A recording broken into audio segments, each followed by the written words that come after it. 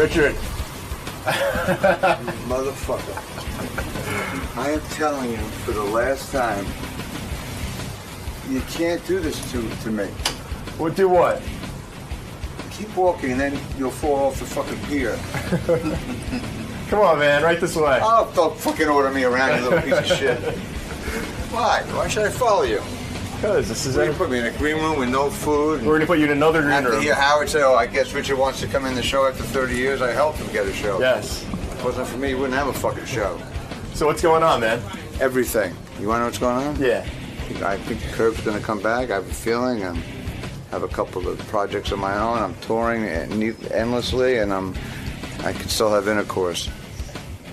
Richard Lewis is here. He's on his Misery Loves Company tour. Richard was recently saying that he hates getting older. And I understand. I went to the dentist yesterday. Oh, there he is. A lot of the guys were commenting on the way Richard dresses. They say he always wears a Nehru jacket. He still has Nehru. Well, this is what's aging him. Yeah, that's what's aging you. You would look much younger if you got quite that. a nice hello after 6 months. Why do you always say the guys By the way, want I to know? got to take a shit. Is there a private John? You can use it. It's I for was you. Hi, guys. there. I was listening to that. You know, you have perfect right. No one should sit on that fucking toilet but you and maybe and your cast. No, I have a Well, private he has his bathroom. own. Oh, of course you would, but I have my don't own. want to have some strange asshole sitting on a toilet. First of all, you know, it's not right. We set up that bathroom for our guests. I'm an elitist when it comes to moving my bowels. Well, honestly, I'm going to tell you something. Can I sit down? Yeah, sit down. That bathroom was set up for guests, actually, and it's pretty embarrassing when the guests show up and there's shit on the floor. Like one of our guys shits on the floor. Is that a tattoo on your hand? Huh? Is that a tattoo on your hand? No, Or it's do you get no, ink, it's writing jokes and shit. Oh, you're all writing day long. jokes. That's well, no, called- millions of but Are you trying to show people what you do for a living by keeping ink on your hands? You're saying, hey, look, I'm a writer. Two things we Yeah, notice I am. about you. You I always am. wear Nehru jacket, like a Nehru kind of look. Yeah. The guys notice. It's a It's little not me. homage to Lenny Bruce. He used to wear them a lot, and I like the look anyway. You dress like Lenny Bruce. I'm not a fucking whack job. I like Nehru. Do you You're wear? not a whack job? You're willing to go out on a limb like that? That was a stretch. Do you wear Nehru in honor of Lenny Bruce? Is that what you're here to say? I saw him in a jacket once, and I went to look for a Nehru jacket, and I found about 8 or 9 different types, so I bought them all. See, I thought you were a fan of the Emperor of Japan, not Lenny Bruce. By the way, for the shit, you could take a DNA test and find out whose shit it is on the floor. And the other thing guys noticed about Richard Lewis, these I are love my when you guys. listen to me. I'll say like I committed suicide. You go, you don't like minor birds, do you? I don't listen to you. It's fine. I love it. Like, do you wear a top hat in honor of Lincoln? I mean, how else do you dress? Who else are you honoring with your garb? Yeah. Well, I'm wearing the It's a tramp tribute. outfit. But you're one of the few. Keaton hat. That's really an unusual thing, really. I'm like Jewish Carrot Top now. You love Lenny Bruce, and you dress like him because No, out of homage, I guess. Well, look, Peter Sellers wore Nehru outfits. Do you love Nehru? Gandhi. You love Nehru. This Love jacket. Nehru. This Well, jacket. Gandhi wore a diaper. Yeah. Well, over a big diaper.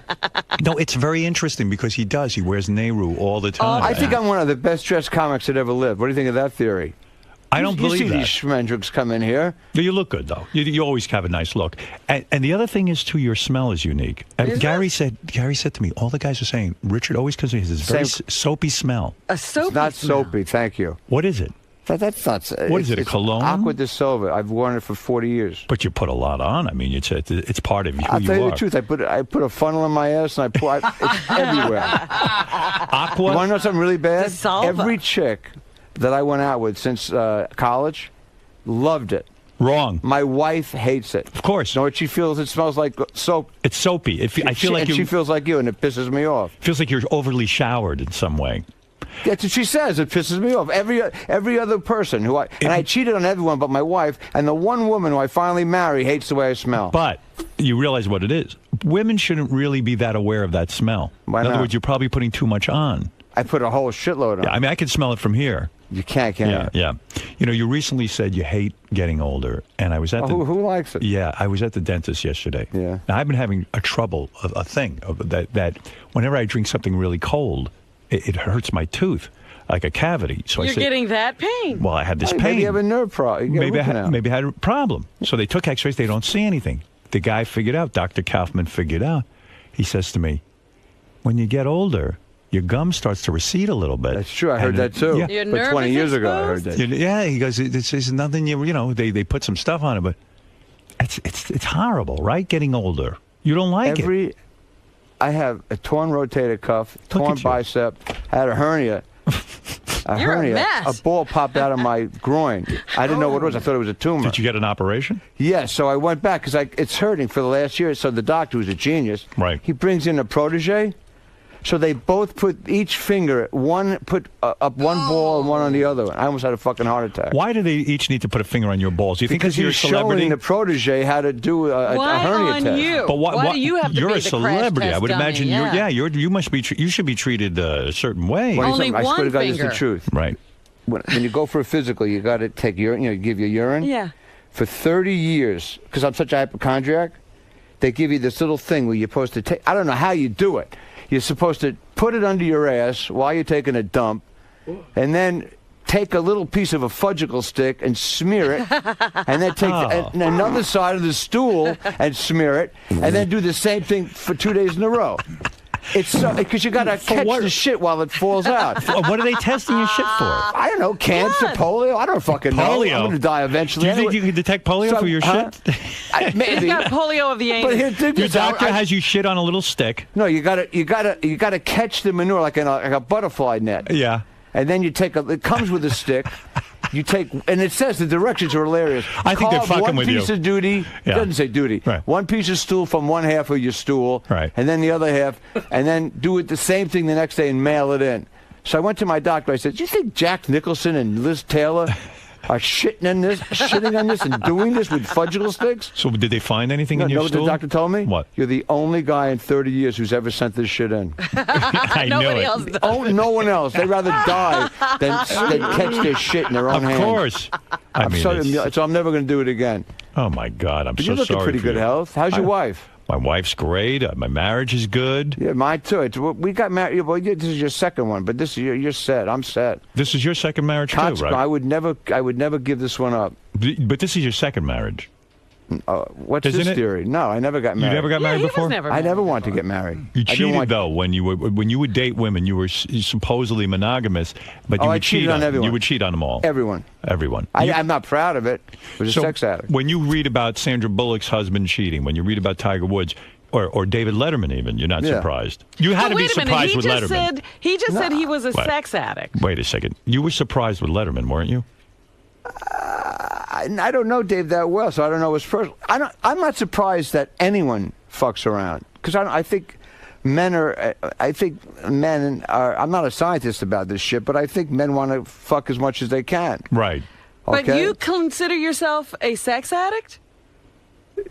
Here's the difference. I was a sex addict when I went from one woman to another because that was it. It was a conquest, like another line of blow. But when you're in one relationship and you want to be, and I don't want to commit adultery, then it's great if you can become a sex addict with the same woman. Like Howard keeps saying on the air, he loves to fuck and all that. Right, He doesn't right. masturbate. He saves his sperm, which to me is like a joke. Right. You don't save sperm. I didn't He say didn't save say my this. sperm. I heard you once say you save up your sperm. No, I said you save up your desire. In other words, if you keep that's right, you did say that. if you keep beating off, then you don't want to be with the same woman. Never stops me. I beat off a lot, and I still can You get still up. beat off I love beating off. at your age. You haven't matured at all. When do you do What am I, in this? Yiddish theater? Of course I wanna jerk know, off. how I did- jerked when- off this morning. Did you? Really? Fucking A. That's why I won't shake your hand. No, I was. What did you think about when you jerked off? I think about, you want to know the truth? Yeah. I can get an erection at any time I want. But I for think you. about dirty, I think about the worst women, and that would hurt, sadly, my wife the most. And I get hard in a minute. Girls with swastikas on them. Like that Jesse I don't James's like. girl? But you know, I heard about that Bullock thing. Yeah. How can you not know that something's going on? It's hard for me to believe. Well, first of all, she's an actress that was away for several Months months. at a time. Right. to making these movies. So she really isn't that aware. And, Wow, that's too bad. it's But unbelievable. when he's doing it while she's in the garage, because that's kind Is of that what he crazy said? not I missed to know. that. That's what They were one of fucking the, while she was... Yeah, he was taking girls in the garage office while she was in the other part. All right. Listen, All right. I know you hate anti-Semitism, but Well, if a of course, really and hot racism. if a really hot chick Yeah. It's going to blow you. It was, But, and all right, it was but- a neo-Nazi? But she sees white power. You see white power on the back of She's her got legs. the I don't get swastika blowjobs on the from arm. Nazis. You don't get blowjobs from Nazis? Never. I would take the blowjob from the Nazi. I would. Oh, you would? I'd be honest. Yeah, afterwards, I would scold her, but In other words, you'd come and scold? yeah, if she was really super hot and I'm banging her and I see the swastika on her back, I'm but going you're to only finish. half Jewish. I'm totally Jewish. It's not allowed. Maybe It's in the that's what Torah. it is. Why? But I'm- what cured your sex addiction? Was Yeah, it that's going? what I wanted to I'll know. tell you Did what you cured get it. treatment? Was it going to therapy? No, getting sober. Getting sober. Because here's the deal about Tiger Woods and all these guys. First of all, if he wasn't married, he should do whatever the fuck he wants. Of course. It's consequences. These people don't know. They don't think they're going to get caught. It's a fucking joke. Right. It always catches up with you. And a sex addict. And whoever you're fucking, I used to fuck a circus clown. That's true. I know that's true. You're not making a I joke. actually told this story yesterday. I don't mean to repeat it on some show. Go ahead. But I won't do the thing. It's not a routine. Well, tell me. There was a circus. At 6'1", high heels, black stockings, black bra, dark hot red lipstick. Right. She was good looking. Unbelievable. And much I taller wasn't than married you. at the time. She was 6'1". Yeah, great in bed. Right. But she was 70 miles from Hollywood. Right. And I said, do I have to really drive 140 miles round trip when I can jerk off in 8 seconds? Right. But you're compelled. It's not even about the sex. It's the No, it's the addiction to people. It's like an addiction. It's like you want Right. it. It's sad. But here's the difference. And I know I sound great, like Gandhi here. But if you get a blowjob from somebody, Right. okay? So this is what happened once. It was during the Jewish holidays, Right. and this girl was cooking a brisket to break the Yom Kippur fast. She was a Jewish circus clown. Yes. Wow. You don't hear about that a lot. Thank you. Yeah. Thank you, ladies and gentlemen. The Tubby soundtrack. So she was cooking. But if you make love with somebody or get a blowjob, your penis is responsible, not just feeling, for your girlfriend, Right. but for the woman who just blew you. Right. Right? Right. So it's a three-way problem going on. So this really happened. The woman said that the tall man who loved me was a fan of mine. In the circus. Yeah. The He's world's 7'9". tallest. 7'9". He had a thyroid problem. Right. He died. Wait and a second. he asked her that in his will it had, I want Richard Lewis to be a pallbearer. The 7'9" guy Yeah, wanted so when you. I went there, we fucked. She says, Tall Teddy died. I said, Tall Teddy died? I'm sorry to hear about that. I liked him. Because I went to see her once perform. I had to do that. So you knew all the other circus performers. Yes, the midgets and the dwarfs. You weren't ashamed to but take Tall her in Teddy public. died. Right. And she says, and we just had intercourse. I didn't, Right. and my Jewish girlfriend at the time Right. was making food Brisket. to break the fast. Okay. I'm not that religious, but I fasted because I wanted to diet too. Okay, I see. So the girl. But I didn't go. The circus clown wasn't Jewish. It was your girlfriend. No, Right. Yeah. way not Jewish. Oh, okay. Now I got it. I said shalom. She thought I was saying menorah. She had no clue what I was fucking saying. So she wanted me to sleep over and go to the Teddy's funeral with her, Right. to hold Tall Teddy's casket. And I said, "There's no fucking way." But she says, "We just fucked, and you're not doing me a favor." I went, "My wife." Not my wife. That was a Freudian slip. Right. My girlfriend's making My girlfriend brisket. is making a brisket. She didn't know what brisket was. Right. The whole thing was a mistake. I'm screwing someone who doesn't know what brisket is, doesn't know what Yom Kippur is. In other words, I can't take it anymore. So I did all that shit, didn't you? If you weren't a sex addict, in other words, you wouldn't sit and drive 80 miles to get a woman. No. You wouldn't be fucking. Well, I would probably, if I was still. You wouldn't be fucking a circus clown, is what No, you're I saying. would if she was within 10-mile radius. Yeah. You got to be a fucking clown yourself to drive 75 miles. But yet you claim, with all the women that you would go after, all the wrong types of women, still the swastika would have kept you away, even with your sex There's addiction. no blowjob with a swastika on someone. Then you're no addict. I wonder if That's true. I'm Good sure you're point. no expert in this, but I wonder if Tall Teddy's feet stuck out of the casket, or do they actually build? Do they? Did I they didn't see. cut I didn't off go to the his feet? funeral. Did they cut off his feet? You think? They could have chopped him at the ankles. You want to know something? They Yeah. do that sometimes. Sometimes if a casket's not big enough. No, but they can make a big one. No. You think Wilt Chamberlain. What, do you think they whip those you things think right they up? folded Wilt Chamberlain in half? Will Chamberlain was a wealthy man. I don't think Tall Teddy had You know, that I kind of dated funds. somebody who dated Wilt. No Really? kidding. You Yeah, shared. back in the 70s. What'd you and I say? knew Wilt. He was a good guy. Right. But when I found out, I mean, I got an average dick, okay? Right. It's not small, it's not gigantic, but it's good. I could have guessed that. Go ahead. good. Yes. No one's complained. Right. But when you're making love with Chamberlain, you got to just do the algebra. Right. You got to imagine it's gigantic. Right. So I was with this woman, and she says, I said, she says, who are you? Because we were like getting close. Right. Who are you dating? I said, well, there's 2 waitresses at the club here, and this actress. She says, I'm dating Will Chamberlain. My penis had a panic attack. Right. I said, when did you last have intercourse with Will? She says, last night. Wow. I ran out of the fucking house screaming. Of course, because you felt competitive, right? Well, I would have needed a penis posse to go in there. Let me ask you one more theoretical question. I really want to understand the level of your sex addiction. So you're getting a blowjob. You're in the middle of it. From the clown or anyone? In the middle of it, and you see the swastika on the girl's back. You still run out the door? Yeah, you didn't know it was there. Well, you know that point in time when your cum has to come? Right.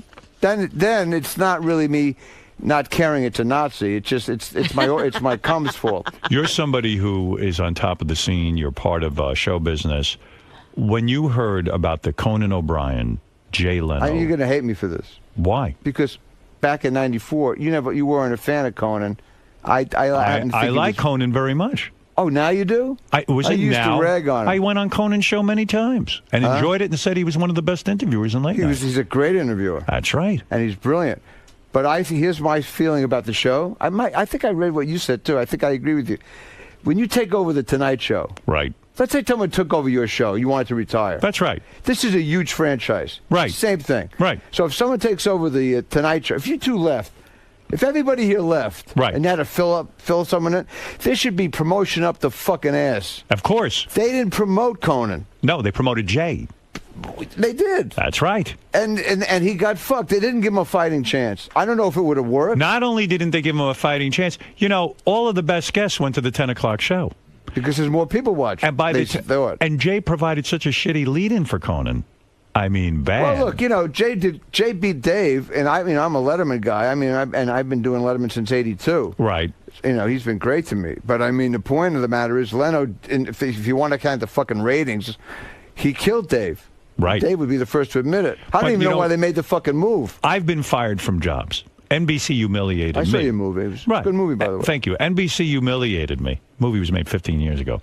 You finally saw it. Well, it was on Quaaludes. Thank you for watching. When I was at NBC, I was fired. 15 years ago, that movie was? Yeah. I don't know. 12 years ago. You look better now than you did then. Absolutely. And you look better now, too. too. Last time I was here, do you tweeze your eyebrows? Me? Did he say that to you? Yeah.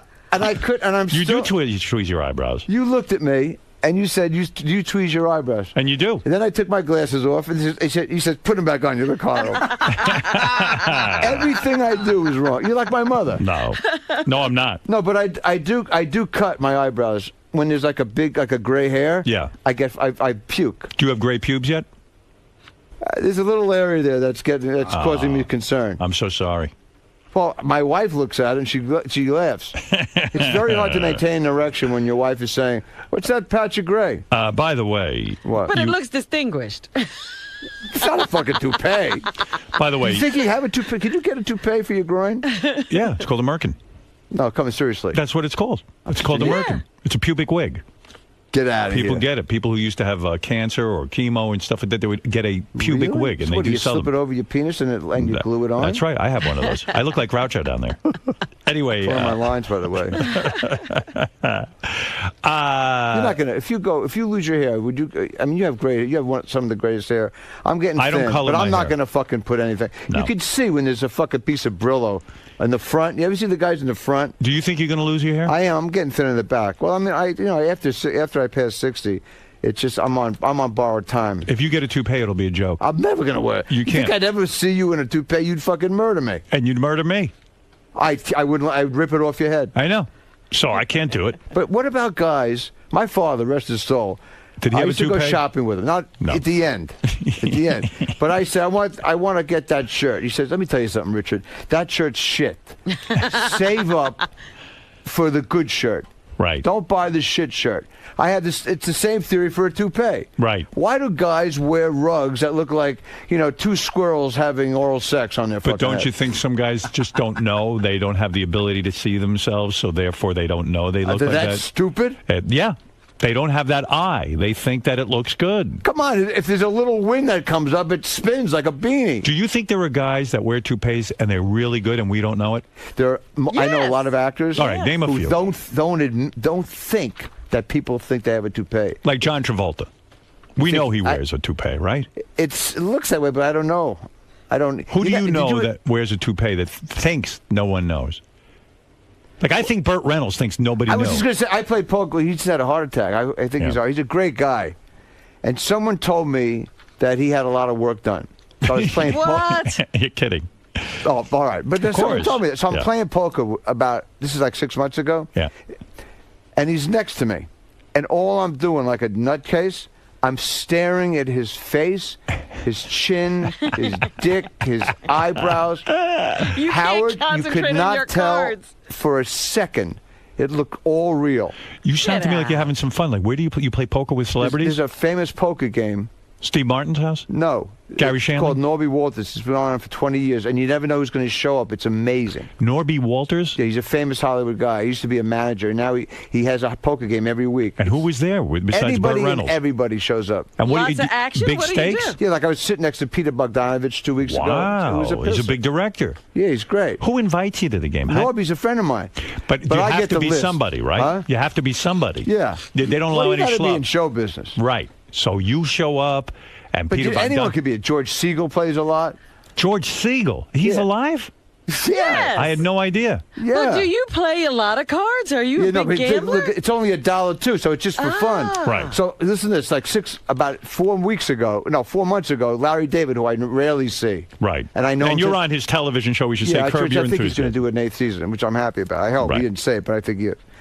You know what's something? Just you would be impressed by this. You know how they have those panels at the Museum of Broadcasting? Sure. We had one last Sunday in L.A. Yeah. They sold out a 1,900-seat theater for panel discussion. For Larry David. For the Curb Your Enthusiasm cast. Well, That's pretty look, impressive. Larry David is a genius. He is a genius. He just won a lifetime achievement. Yeah, he is a genius. I know you think I'm putting. I don't watch that I know show. you told me that. I don't give a shit. But I know you don't give a shit. You take it personally that I don't watch the show. No, you don't. You watch it. Though. I love the show. It's a great show. But he really was the brains behind Seinfeld, right? Fucking A. Yeah. So Larry. No, but let me tell you what happened. All right. Very so Larry quick. I'll make it David. quick. I'll By make the it way, quick. Larry David's been a friend of yours for over 50 years. 50 I met years. him when I was 12. You were at summer camp with Larry David. Hated him. Never saw him again until I became a comic. Became best friends. I was probably a drunk already. Right. I stared at him. I went, "There's something about you that's spooking the shit out of me." Right. And he got scared because he wasn't a drinker. He wasn't Right. a druggie at all. Why did you hate him at 12? Because he was a fucking prick. He was a prick. Yeah, so was I. Why was he a prick? What did he do to you? He was a gangly, obnoxious fucking asshole like I was. He used to punch me. I punched him. I used to beat him. We had fist fights. But when I became a comic, he loved my work, and I loved his work. And then one day I got drunk at 2 in the morning here in New York. Right. And it's something about him scared the shit out of me. And we retraced our childhood. I went to this fucking camp when I was 12. I said, I went to camp. Which camp was that? Camp All America. I went to camp. You're that fucking asshole? And we came to blows at the bar. You beat him up. Well, we grabbed each other by our sweaters. Tell me what happened, though, at this poker game. You say Let me tell you about this Larry David thing. This is unbelievable. Go ahead. I rarely see him. Right. The guy loves me. I got his back. He's got mine. But sometimes you just You're doing your own thing. You do your own thing. I don't give a shit. Right. I love the guy though. So he says, meet me at this restaurant in Beverly Hills. It was a real posh place. That's all right. I've been there. I didn't give a shit. But I don't like him paying all the time. Right. So I got bread, but he's loaded, obviously. Right. He's got hundreds of millions I got of there dollars. a half hour early. Right. I knew the guy, Major J. Said, listen, can you bring me the check? And they get nervous. Oh, Mr. David. No. Fuck Mr. David. I'm paying for the dinner. Right. He comes a half hour late. The maitre d' comes over, and I look at the menu, and Larry says, don't embarrass me. I said, what do you mean embarrass you? He says, he brings us the food that he wants us to eat. So what is this fucking, what am I, Papillon? Yeah. I'll order what the fuck I want. He doesn't believe in ordering? No, he says because they know, they let the chef bring us food. Wow. I mean, this is so unlike him because he's a real down-to-earth guy. Right. The guy brings about 25 fucking entrees. Yeah. Now I'm thinking, I'm in for like $1,000 already. Right. The phone rings in 20 seconds. He's a half hour late. The phone rings in 20 seconds. Right. It's Steve Martin. I'm sorry for name dropping. All right. And Steve Martin, the famous here's what Larry comedian. says. Steve, what's wrong? Holy shit, I forgot. And he closes his cell phone. He says, I have a poker game. I forgot. and he left. And he left you sitting were there. stuck with the... Stuck with 30 dishes and a $1,000 bill. Talk to me about something like that. That's a funny story. Well, it's true, though. It's a funny story, but does that really hurt you? Because you know what? You're a tremendously talented guy. You never got the big hit like Larry. Listen to me. You have to have a television career. I got the acclaim I wanted as a comic. That's all that matters. But Larry David just pissed on you at that dinner. Well, at the dinner because he had a but then they called me in the car. They're both. Would he have done that to Seinfeld? No, but he did it to you. Well, Steve Martin and him called me in the car for an hour, and they said, "Come over." First of all, there was one reason. In other words, Steve Martin's more important than you to Larry David, so he dumps you. They had an empty seat, and he forgot. I mean, you were all right with that. I was all right with that, but I wasn't going to go anyway because imagine their game. All right, I'll see that 30,000 like Cincinnati Kid. Yeah. I had $80 in my pocket. I was broke from the fucking dinner. Do you think Steve Martin and Larry David play for high stakes? Fuck, they have to. I never get. I don't know for Just sure, for but fun of it. Do you like to play poker? I would play for $1 too. I wouldn't play for. It's fun playing. Then you cock around. Right. When I go to that Norby Walters game, yeah, I'm like Rickles. I put everyone down. I don't give a fuck who's there. But you like going because it's showbiz people. You wouldn't go to a regular poker game. No, it's fun to You don't have any somebody. normal friends. Huh? You don't have normal friends. You have showbiz friends. No, I don't. I have normal friends. Really? There's a genius artist here. I buy his artwork, Carl Totolo in New York. I have friends who are real people. All right. I don't, showbiz. I have very few showbiz friends. The only thing I'm missing is meeting your wife. My wife's not in town this week, but I got to meet her. I got to see her, but she's hot. She is. She's pretty cool. She's much younger than you? No, she's about 6-7 years younger. 6-7 years I met younger. her when she was like 43. No kidding. And I was in my early 50s. You've really matured. I don't want to tell a chick what Serpico is. Why not? Do you want to go see? Yeah, I want to watch take me 2 seconds to tell a young girl what Serpico is. Yeah, not when they say they think it's like a urinary tract infection. No, is it really that important to you that a girl knows what Serpico is? And Al Pacino's in it. He likes to talk in shorthand. Yeah. That's right. I don't want to date someone who wasn't alive when I was watching Clockwork Orange. I can't take it. I hate dating girls who know what Serpico is. Isn't that funny? We're very different. Yeah, we are. Well, listen, you were married a long time, and you have family. Now, and you have a beautiful, happy marriage. But I did the opposite. Right. I fucked like crazy, did all the drugs, and now I wanted somebody who was, a little more, who understood me. By the way, I know you always try to get Artie off the drugs. I always appreciate that. Yeah, I tried the last time. That was great. Yeah. You recommended. I'm heartbroken. Yeah, you recommended. recommended. I've been reaching out to him. Right. That's all you can do. It's up to him. You try to help. I've tried to help for 2 years. Yeah. Go ahead, talk to him. Let me tell you something. Right, let Richard talk to you. Listen, you respect him. You want to play gin tonight with Dr. Pinsky and I? That's the first thing I want to ask you. Richard. Artie, I was listening to a show the other night, and after the show, they interview everyone here on the show. Right. It's exactly what happened to me. Everyone has the right. Howard has his spin on it. Hey, he keeps the comedy intact. He says, "Hey, I have no problems with Artie doing it. He's great on the show." But and it's true. Some people say, "Let him do what he fucking wants to do." Robin is far more right in terms of what I know about being a drug addict. Right. She knows that you're fucking on a death fucking wish. Okay, you're in denial, Artie. That's it. I don't think I'm on a death wish. I don't. I think I'm fine. I think he's right. It's a death wish, man. Don't you get? You're a fucking drug addict. I know I'm a drug addict, but I don't think I'm on a death wish right now. You I are really on don't. a death wish. I heard what you did. You went to a place. You had some Wolfgang Puck sandwiches. You jerked off. That would have been great. You had some wheat juice, and then you jerked off again. And you had pizza with fucking peanut butter on it. It's all bullshit. I just pray that he. If this is not a bottom, nothing is. This is the bottom, right? Kick. This is it. You got to take your own life. If what I read was true, and you know more than me, I'm not going to ask you about it. I know you're uncomfortable about it. If you try to take your own life, and this doesn't ring loud and clear that you just can't do fucking drugs and drink anymore, that it's done. You did it. You're lucky you're alive. Did you ever try to take your own life? No. You would never do that. No. Then I wouldn't masturbate anymore. Do you and your wife discuss Serpico a lot? I mean, how often? How often does Serpico come up in your life? Is it really that? I used to put. You dated a much younger woman and married. Yes. I used to put them through drills, almost like a terrorist. All right. I tie them behind. I would tie their hands behind their back. It was a little hot too, by the way. We combined sex with it too. I'd say you're watching my favorite Pacino movies and my favorite De Niro movies, 3 a day, and I tie them hands behind a bridge chair, Right. and then we have intercourse afterwards. Why are you masturbating so much if your marriage is Not so that much. How many times a week? Well, on the road I get lonely when I'm not with my wife. When you're with your wife, you have sex with her?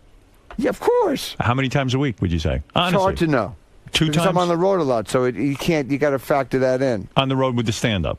Yes, and Yeah. that's why I Do you jerk think he off on just the road. leaves home? And I don't know, I thought maybe he just leaves. What'd you say? I thought you He just says you're on the road with stand-up. I said, what do you think? He just leaves home? Yeah, I just come home and like I want to see promoters. Holy shit. 40 years of this shit? When you were working with Jamie Lee Curtis, now Yeah, there was 20 an years ago. attractive woman. Yeah. I smell something really horrible No. coming. Did you ever get a boner when you were working with her? I mean, were you ever physically attracted to her? When we finally made love in the scripts, Yes. and I got the script Friday for Monday rehearsal, Yeah. I used to like speed read. Please let me have a makeout scene. 'cause Let's rehearsal consummate. Yeah. all week is unbelievable. Right. Let's just. I would blow the lines purposely. Let's do the thing again. I fucked it up. I don't know where the camera is. Gorgeous woman. Unbelievable. So, but I put on like 3 jocks because I would have got a Woody. Were you in attracted front to her of the physically? audience. Did you want her? She's gorgeous. Nothing ever went down Well, with you free, guys. I know because I knew Chris Guest, Right. and I draw the line with married people. That you know. You never did that. You didn't break the man Never. code. That's Bullshit. You Yeah. fucked married women. never. I know you did. No, I know a married woman who fucked you. she's lying. Is she? It's just like these Tiger Woods people that come out of the closet. Yeah. Why would you don't believe every one of these women I telling do. the truth? I I do slept believe with it. Tiger Woods. I believe it. Robin slept with him. Huh? So did I. Yeah. Listen, let me. I feel bad for Tiger Woods. Richard Why do you feel Lewis. bad for him? Why do you Because- bad for him?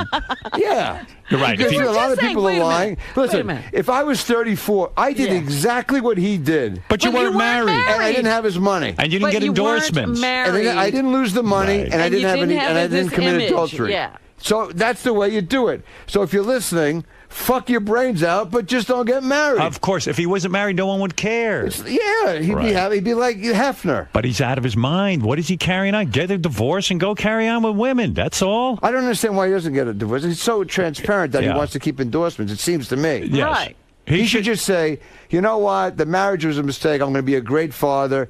My wife's very upset, and I'm moving on. We're moving Right. on. We're going to be great parents. And that- I think they would believe him if he said that. And that wife is so sexy. Gorgeous. Oh, my God. I would give it to her hard, and I would not get tired of that. I mean, that sounds terrific to me. So your wife doesn't care that you say that, right? Well, if I was a single guy, Oh, a sure. single guy, you mean. No, my wife. I love my wife. I know, but does your wife get jealous if you look at another woman in a restaurant, say? I don't do that. I'm very focused on her. I'm in a different place. tell I'm me a the different truth. man. I'm being honest. Because my wife and I can look at someone and go, holy shit, how fucking beautiful that woman is or that guy. Well, sure, we'll comment. Like she You're thought. looking at guys? No, I look at chicks, she No, looks Richard at guys. looks at guys, not me. Just real quick, you had a health scare recently. I always have a health scare. You had to have a chest When I- X-ray, and they found something on your lung. Is that true? Is that true? Well, I told the story yesterday on a show. What show was this? Yeah, I don't want to tell you. Why? Because you're going to... No, I was on The View. So why would I be mad about that? She always teased me about everything. Well, I think that's great. You're on The View. What do I care? I've done it more than anybody, 21 times. Congratulations. I mean, why would I care if you're it's not on The like View? getting a Nobel Peace Prize, but the show's great for me. But why are you embarrassed to tell me you were on The Because View? I've been on your show for 28 years, and every time I say anything positive about me, you knock me. I'm happy But not for lately, you. though. We have I think we're closer. Not really. But that's I'm not going to knock you for being on The View. I mean, who are you That close hurt. with? We're closer. Well, no, I don't mean emotionally. Your chair is closer to me. Hold on a second. Gary, never book Richard on the show again. He just did The View for 21 times. No, That's it. I mean, went why to- would I care if you do that? I'm went for a happy for physical. you. I'm happy I went for for a physical. I'll do this in 25 seconds. Go ahead. I took the chest X-ray. Right. And the doctor, in hushed tones, said, "Come into my office." I said, what are you whispering for? I knew what it meant. Death. Right. I said, "Don't." Then I snapped, like like a dry drunk. I'm not. I'm All right, so what was on the chest X-ray? He didn't know. He said it's either a tumor or a piece of egg. Piece of egg. He said some of these technicians are sloppy and they drop their lunch on it. So I went fucking nuts. I said, "You mean I have either cancer or a sandwich in my lungs?" He said, "That's right." And what was it? He sent me to an MRI guy. Yeah. So these guys had the easiest job in the world. They're doctors. Right. They don't do shit. Right. you go through that fucking thing. Right. And you hear Miles Davis, it scares the shit out of you. Right. It's like, you're in a movable coffin. Right. You think you're dead already. Yeah. So then I get out. It takes about 20 minutes. Uh-huh. He says, how you doing in there? Yeah, it's a fucking blast being in a tuna can, you asshole. Get me out of here. So I you get were out. fine. So I said, doctor, because they have to be doctors, the MRI guys. Yeah. I said, so what's the deal? He says, I can't tell you. It's not right. It's not proper protocol. I said, is it a fucking egg sandwich or is it a tumor? Or I'll kill you. I snapped. Right. He says, your doctor will tell you. My doctor didn't call me for 6 days. Oh, my God. You know why he didn't call me? Why? Because I finally nailed him. He says, it's good news. It was good news. I figured you thought it was good news. Oh, my God. How do you think That's it's good news? horrible. So you're not going to use this guy anymore, are you? I mean, Yeah, I love the guy. Really? He didn't Yeah. call you for 6 days? Well, because he figured that most people don't get a stop call. it. They only call for bad news. That's a Doesn't he terrible know story. you? Huh? Doesn't he know you're neurotic? No, I love this guy. He's a great doctor. He saved my but- life many times. Did your He knows psychiatrist, you. is this a I true don't go story? anymore to shrinks. Did your psychiatrist fall asleep during a session? Is that true or is it a shtick? True. It's true. Dozed off. And that he dozed off. She dozed off. She dozed off. I walked over to her, and she's like, you want to tell you? And I said, I think I'm a woman. I had a gun in my mouth. I wear lipstick and heels at night, and I contemplate suicide. I did every horrible story. And then she woke. I shook her by her shoulders. Do you remember what you were talking about when she fell asleep? Yeah, that I wasn't fucking enough because I had an intimacy problem. And she fell asleep. You know what she said? What? I've heard this shit for 16 years. I went, how dare you say that for She 170? didn't say that. Yes. She did not. Yes, because we talk that way. She said, I've heard this shit for 16 That's years. right.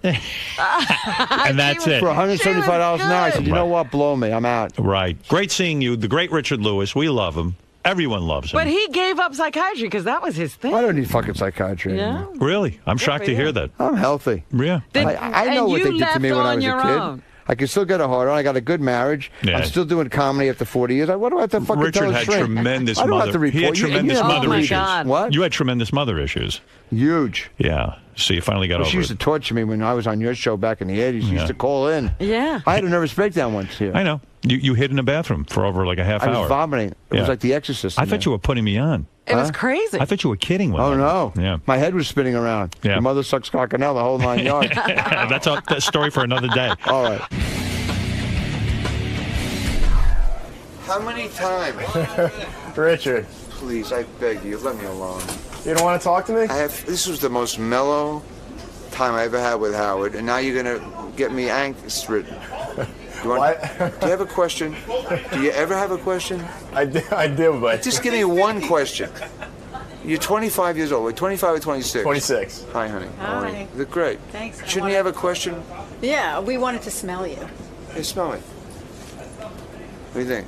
Too much? Lisa, No. how does he smell? Clean. It smells fine and not too much. Would you have Ask me a noticed? fucking question. I gotta get out of here. And still is here. I don't want to get out of here.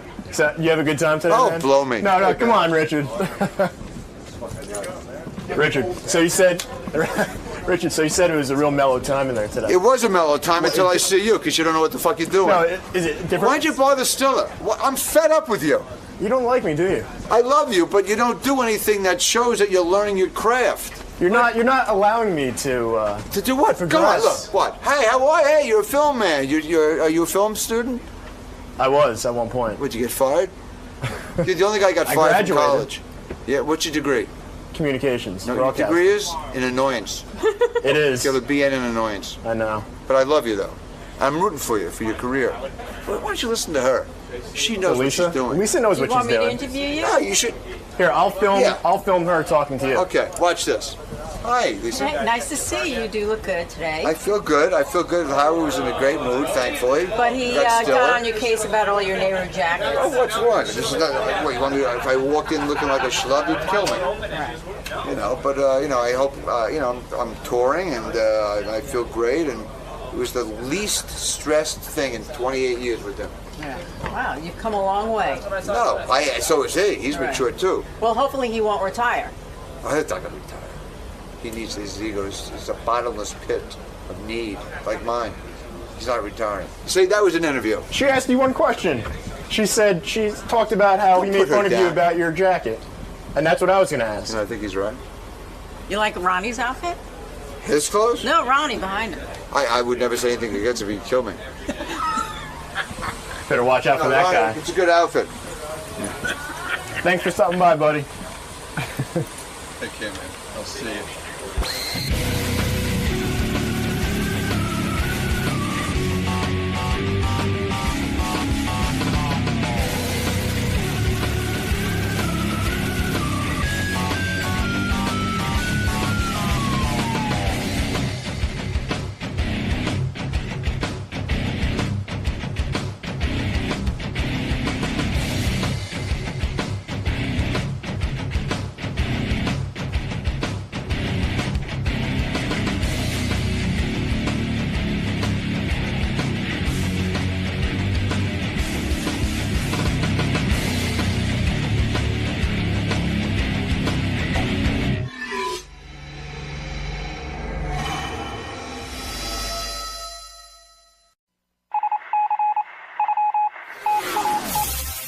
This is the best of the wrap-up show. A recap and behind-the-scenes look with John Hyde and Gary Dell'Abate. The best of the wrap-up show begins now. On Monday's wrap-up show, we talked about Ronnie had been on Bubba's show and had opened up about his girlfriend and doesn't like to say to her that he loves her, even though he does, and she likes to finger Ronnie's ass.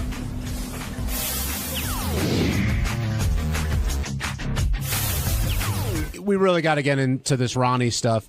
When you were listening to it, JD, was it? At what point did it go almost too far for you? Like you didn't want to hear anymore? Was that awkwardness there at all?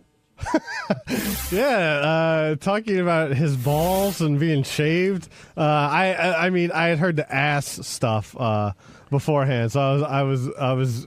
Yeah, but hearing it again still yeah, funny. Yeah, of course. But yeah, him talking about being bald and shaving his balls. He's not bald. Well, whatever. His balls are bald, and just I don't need to hear some of the things. I tell you what, the big revelation was for me was that Stephanie's into other chicks. Yeah. So I don't know what that means, but in my mind, Ronnie's into some so I see Ronnie and other chicks and a whole thing going on. I don't know if that's the case. They said they haven't had a threesome yet, but the door is not shut. Yes, exactly. Do you think that being younger than her parents is the coolest thing, as Ronnie does? I don't. I was with Howard. I think it's something that you deal with and something that but I would think it'd be weird, like she's 27 years old. What if her father and Ronnie want to go to the Wayne Newton concert? How is that cool? I don't know, but Ronnie seems very happy, yet he seemed almost surprised that this came up on the show today. And I would think that he had to see it. He knew. Coming. He must have known that after he spoke up Bubba. He must have known it was coming. Benji, did you find anything strange about it? Well, I don't know. I thought it was hot, but then when she did a black guy, that was kind of, yeah. Well, no, I'm fucking around about that, but I didn't.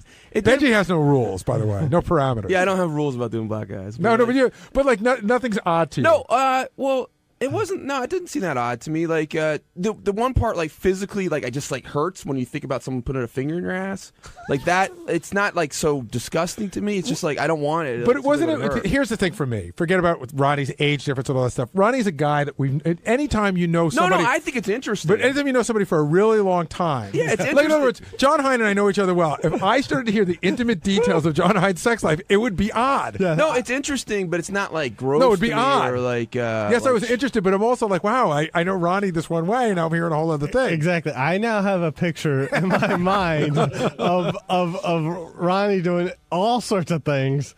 And, I love him. I don't necessarily want to imagine him in doing those things. He's a good guy. He's got a leg up on you. What was that, Gary? Oh, that's a callback. We were saying that the sex talk today, the thing that's weird is no matter who it is, we know you. I know you for a really long time. Like I said, I know John Hyde, so if I heard the intimate details of John Hyde's sex life, it would just be odd for me. Not that, but it's normal to have sex. I just knowing the details is interesting. Yeah, very interesting, all right. Yeah, but you're the one who gave him out. Yeah, all right. Okay. All right, so you're sitting there with Bubba. I'm sitting there with Bubba, all right. And having that talk. And does it even cross your mind that when you get back to New York, this is going to be all over the place? Listen, anything is better than coming back from seeing Bubba the last time I went to an event with Bubba, his wedding. Yeah, we remember what you did. And when I came back, I knew I was hammered. I was dead. I thought I was, finished. But this, at least, it's not. Hey. But at what point, whatever. But at what point did you know? Like, did you guys walk out of the studio and go, "Wow, we said more than we thought we were going to"? No. Here's what happened. I got there, and I started this whole thing with Bubba about. I've been texting him back and forth, and we've been talking and about when I was coming down there. So, about 3-4 weeks before I went, I was texting him to ask him about this hotel. Just to ask him if it was good or not, because you go on the internet a lot of times, the pictures look great, but then when you get there, it looks like crap. All right, so I text him a couple of times, he doesn't answer me. A few more times, he doesn't answer me. I leave him voicemails, he doesn't answer me. So, long story short, when I got there, I started this whole thing about, what are you too good to, answer me and all this kind of nonsense, and I didn't want to bother you, but it was a simple question. And then we got through that. That was like a half hour to 45 minutes on that. And then all of a sudden, there was like, I don't even know how it came up, but Stephanie was there with me. But was she in with you the whole time in the studio? No. Right. So how did she get into the studio? It started That's where he's good producing, by the way. Yeah, exactly. It started like just like it happens here. Somebody could be in the studio and they're talking, and Howard's dragging stuff at him little by little, and he was doing the same thing with me. And then all of a sudden, next thing I know, she's standing in there on a wireless mic in the dark, and I didn't even know she was in there at first, because everything in there is blacked out in the studio. Yeah. Mm-hmm. You can't see anything. Is this a new place, by the way? Same one. No, they didn't move yet. They're moving in the summer. So, and that's how it wound up with her being in there. Why are you hung up on using the L word? I don't know, dude. I used it for 34 years. I don't want to. I don't know. It's a. Wait, you can't be in love twice in your life? Yeah, but I didn't say I never said it to her. But I think the point, Howard was busting your balls. I'm not that. First of all, I'm not that type of person. That's one of those lovey-doveys who constantly tells somebody I love them. You know what I'm saying? But for you don't have to say it to her all the time. Howard is asking, "Are you in love with her?" And either you are or you aren't. Well, I said it a few times. So what does that mean? Do I have to keep repeating it?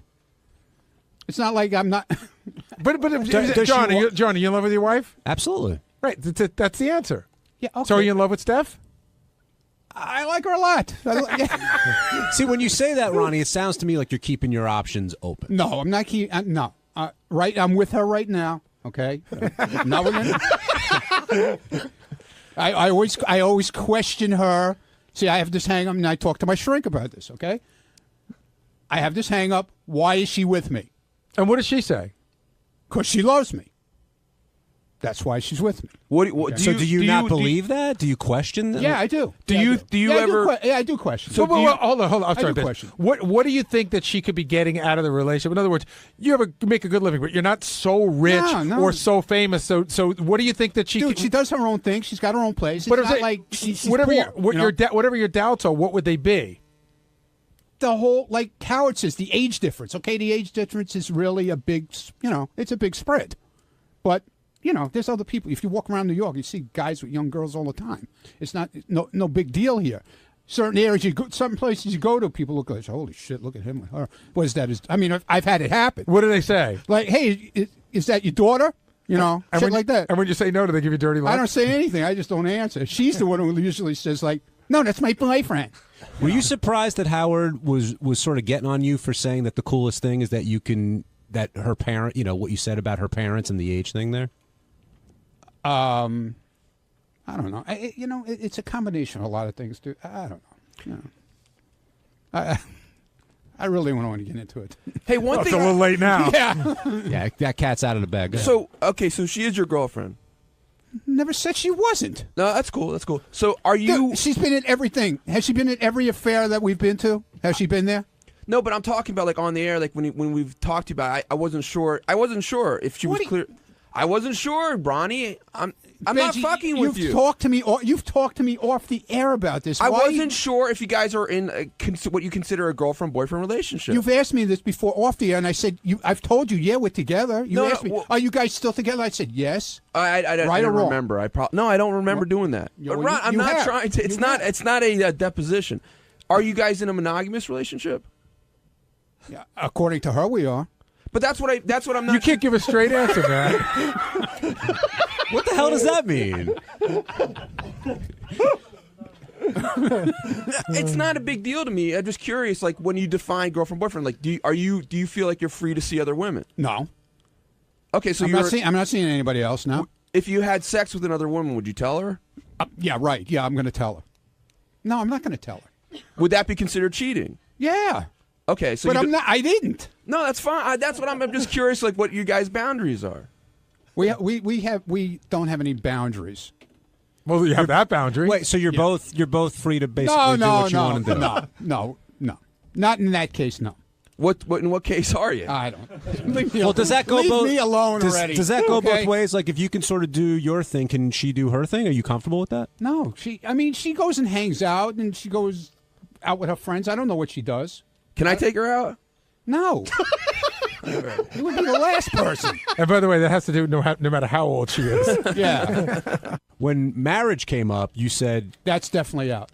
But I can tell you right here, no questions asked. That's out. But the moving in thing is on the table. It's a possibility. We've talked about it. You've been together 4 years. Yeah.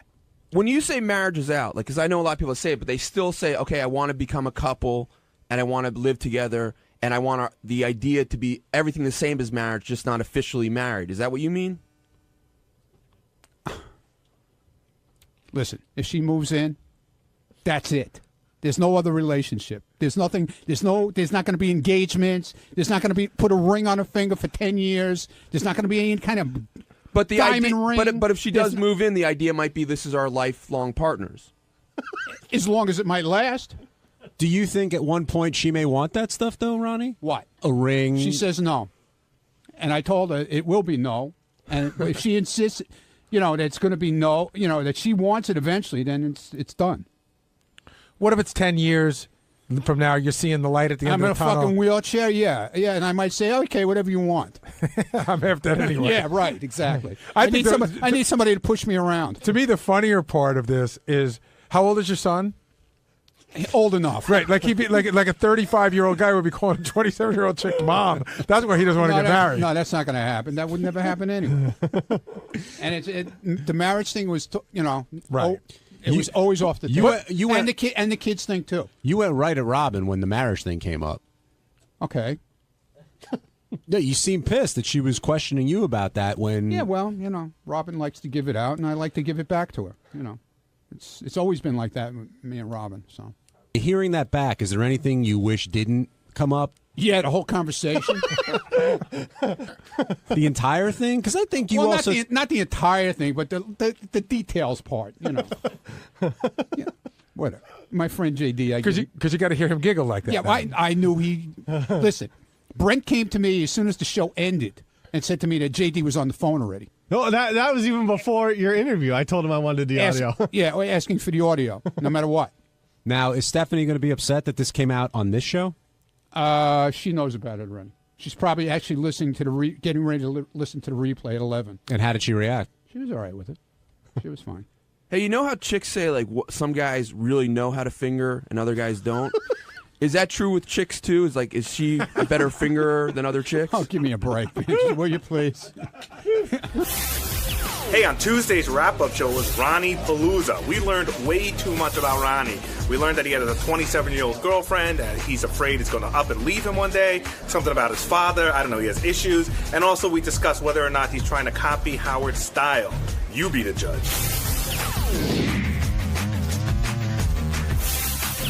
Welcome back to the wrap-up show. Ronnie's in here now, and Ronnie, I'm glad you're here because we're talking about Robin and her Peruvian adventures.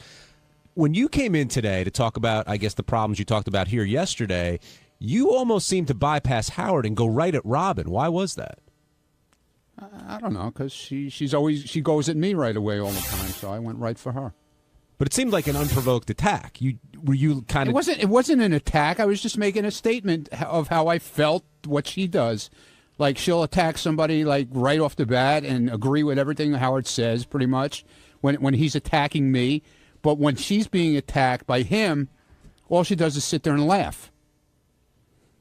she doesn't really respond to him. She'll sit there and laugh about it. Did you ever think that maybe you should just laugh? Maybe I should. Maybe I should just laugh. Now, why was Howard saying that the only reason you're having these issues because you think you're? Do you think you're like Howard in some way? No, like dude. your fame. I told him a long time ago about this when I first started going out with Stephanie. That I had this thing in my head with shit that went on with my dad. You know. But can I ask you? I'm being very serious. And so am I. I'm just trying to get an answer. So. You still haven't verbalized it. Something that went on with your dad, but what do you think that your dad's wife wanted from him? It wasn't his wife. Okay, what do you think your dad's girlfriend? He wound up when him and my mother split up. But what is it? He wound up with a young chick. Right. Okay. He left my mother for a young chick, which I didn't do. Right, but which everybody says I did do. Forget all that. Yeah, put 2 whole days in between that. What is it that you think? Stop it now. What is it that you think that she wanted from him? I have no idea. I don't know. I have no idea. But why do you think that she wanted something from him? Because I saw what she did to him. What's she doing? Yeah, that's what you're trying to get to All the right, core. What happened? Here's what happened. And I'm going to lay the whole thing out. And Howard knows the whole story. See, that's why I don't understand why he thinks I'm late, because of him. Okay? He was with this woman for 15 years. And she went through all kinds of shit with him, heart attacks, took care of him. He had heart attacks? Yes. Okay. And everything was great, and everybody thought everything was great. All of a sudden, one day, she's gone. She ran away with some guy. And, I see. See, that makes more sense now. Abandonment issues. No, you don't wonder why. And she was younger when he met. It was a younger deal, just like kind of me and Stephanie. Not quite the same. It was like 25 years. Okay, and So you don't wonder why she's with you. You wonder if she'll ever leave you if you get too old, which is a big difference. Exactly. Well, exactly. But he doesn't seem to understand it, and I've explained this to him. I don't know if he was just. I don't know if he was just trying to rile me up this morning, but I've explained this to him. But you weren't putting into the right words because even now that you said that, I understand. He didn't let me. He didn't let me explain it this morning. So I want to make sure I understand this. So Ronnie, you're concerned that down the road, Stephanie may do what happened to exactly. Okay, there you go. Do you really worry about it, or is it just like I do? So you don't think it's a rational I worry? really worry. No. About What I it. mean is like I fucking talk to a shrink every time I go there, but no, I don't worry about it. What are you, my shrink now? No. What I'm saying is, I wasn't sure if it's like you realize if you think it's a rational fear or irrational. Like I'm scared of the dark sometimes. Like walking in a creepy place, but I'm like, that's silly. That's silly. I'm just being superstitious. But you think I don't think it's silly. Okay. My thing. I don't think my thing is silly at all. And as the relationship goes on, Ronnie, I guess you said that the woman left your dad after 15 years. You've been with Stephanie for 4 years. So is this just going to get worse and worse as time goes on and make you more and more paranoid? I'm trying to work through it now with my therapist and trying to work through it. Do you talk to Stephanie about it? Yeah, she knows all about it. Yeah, she knows the whole thing. How old was the woman when she left your dad? Let's 28. see. No. I don't know. At the time, probably she was in her 40s by then. Right. So she probably early 40s. Got to that crossroads where she's like, I can do this for the rest of my life, or I can go start a second life. Exactly. And Howard's given you that rap before with your glasses that you sort of try and be my glasses like are Howard. nothing like his. What are you talking about? You remember when he spoke to you about that? Yeah. So why do you think he does that? You don't think he believes what he's saying when he's telling you that? John, do I look like Howard in any way? Do I try to look like Howard? Is my hair like Howard's? Is my mustache? He doesn't have a mustache. He doesn't have a beard when I had a beard. You can try to emulate some things from him. He doesn't wear a suit. You can try to emulate some things from him without trying to be his twin. No, I don't wear. I don't wear. That's outside. Listen, nobody looks. Ronnie looks the opposite of Howard. Yeah, he really does. If you want to look for somebody who looks like Howard, Ralph looks like Howard. And Ralph tries to look like Howard. Or Howard tries to look like Ralph. I don't know which way that goes, but somebody's emulating somebody there. You look like the opposite of Howard. It's not as much the physical thing as the other stuff, like Like what? Well, Howard today was dating chicks. Well, you said you're not going to get you're not going to get married. You said stuff that Howard had said in the past. First of all, I don't want to get married again, and I made that very clear to. I'll defend Ronnie on this a little bit. I dare you to meet a divorced guy over 50 who says, "Ooh, I'm getting married again real soon."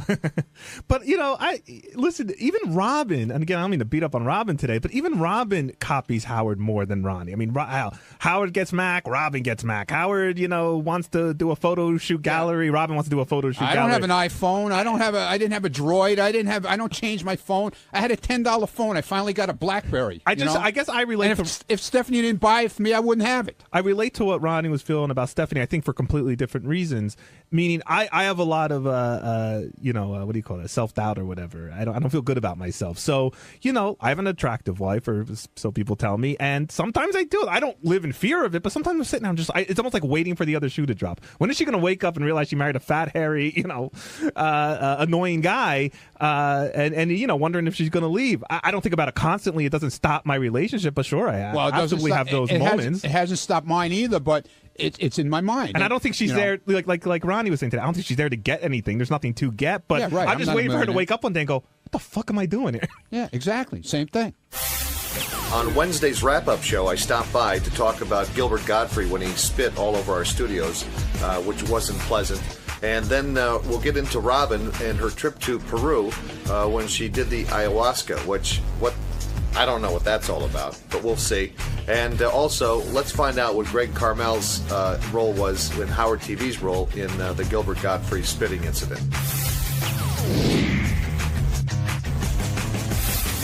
Now let's move off of Kara for a second because we got Tim in here. Tim, we were talking about how Gilbert spit on the walls yesterday, and Howard said basically you're spitting in my face when you do something like that. Exactly. You're coming into our house and destroying it. It's like me going over to his home and spitting on the walls. Why would you do that? I mean, that was such an amateur move, number one. And number two, there's health reasons. Number three, it's just disgusting. It's absolutely disgusting. And I found out about it. I guess I walked in after he finished. He was walking out, and then they played me the tape, and it just lit me up. And then we had facilities come in and then wash the walls down and wash the carpet, wash where the cupcakes sit and all that kind of thing. It's just disgusting. I mean, it was just an amateur move. Now, last time he was here, you guys were saying he did it kind of as a bit, but this time it was different. I'm confused. Well, he did it, from what I understand, he did it into the cupcakes, which was whatever he was going for. But then this time he came in, which was on a Tuesday, and he just starts spitting on the walls. And if I would have saw it, I probably would have taken him by the shirt and backed him against the wall and handed him a rag and a box of cleanser and clean it.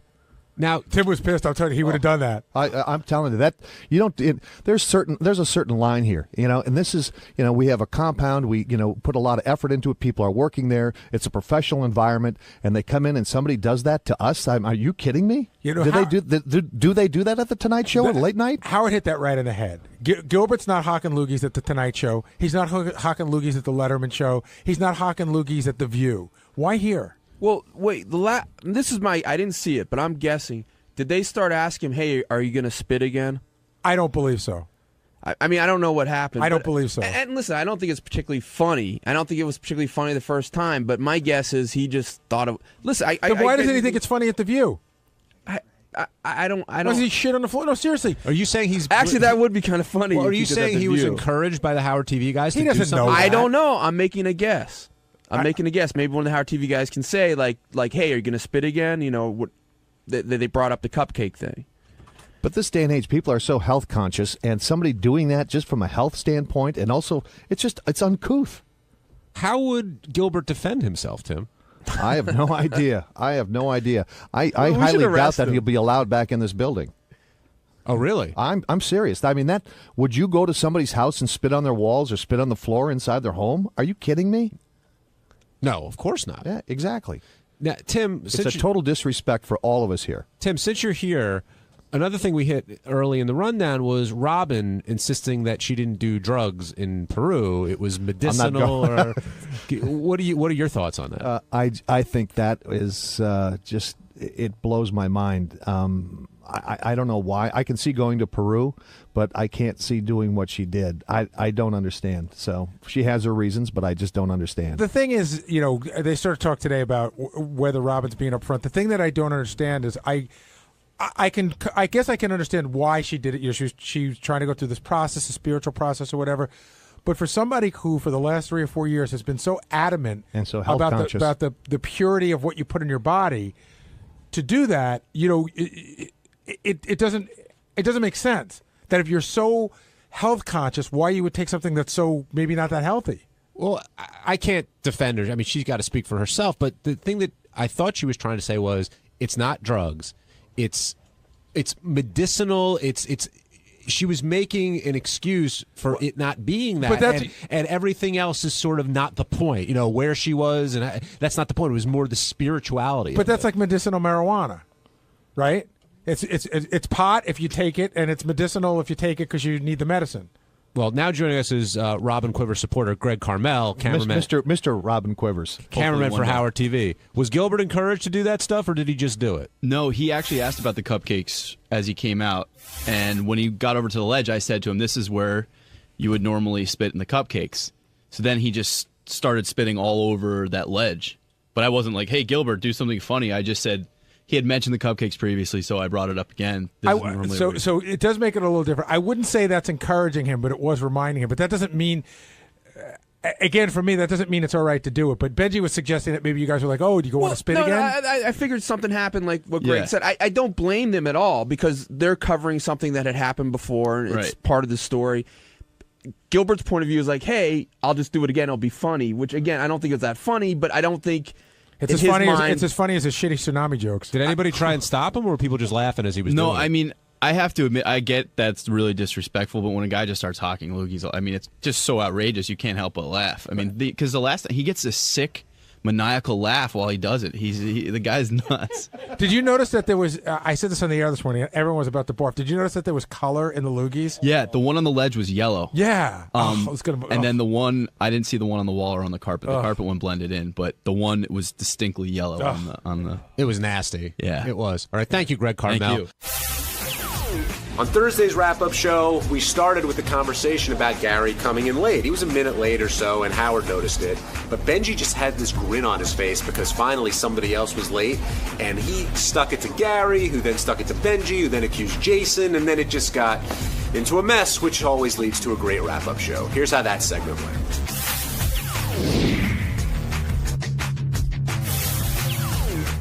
Busy day. Gary, you came in a little late, which was noticed and then glossed over. I'm sure you were happy about that.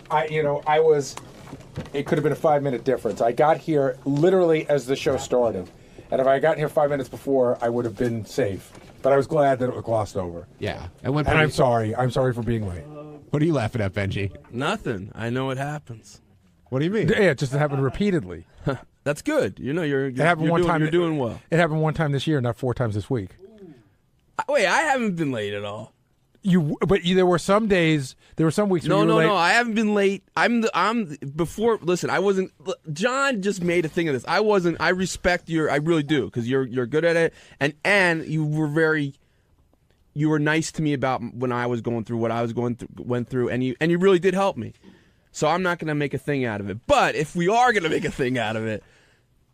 Several people have been late since my last time being late, which has been over 6 months, and you said I was going to have a parade and a band, which I haven't. But of those several people, has anybody been late on a repeat level? Like more than once? Well, more than once in a short period of time.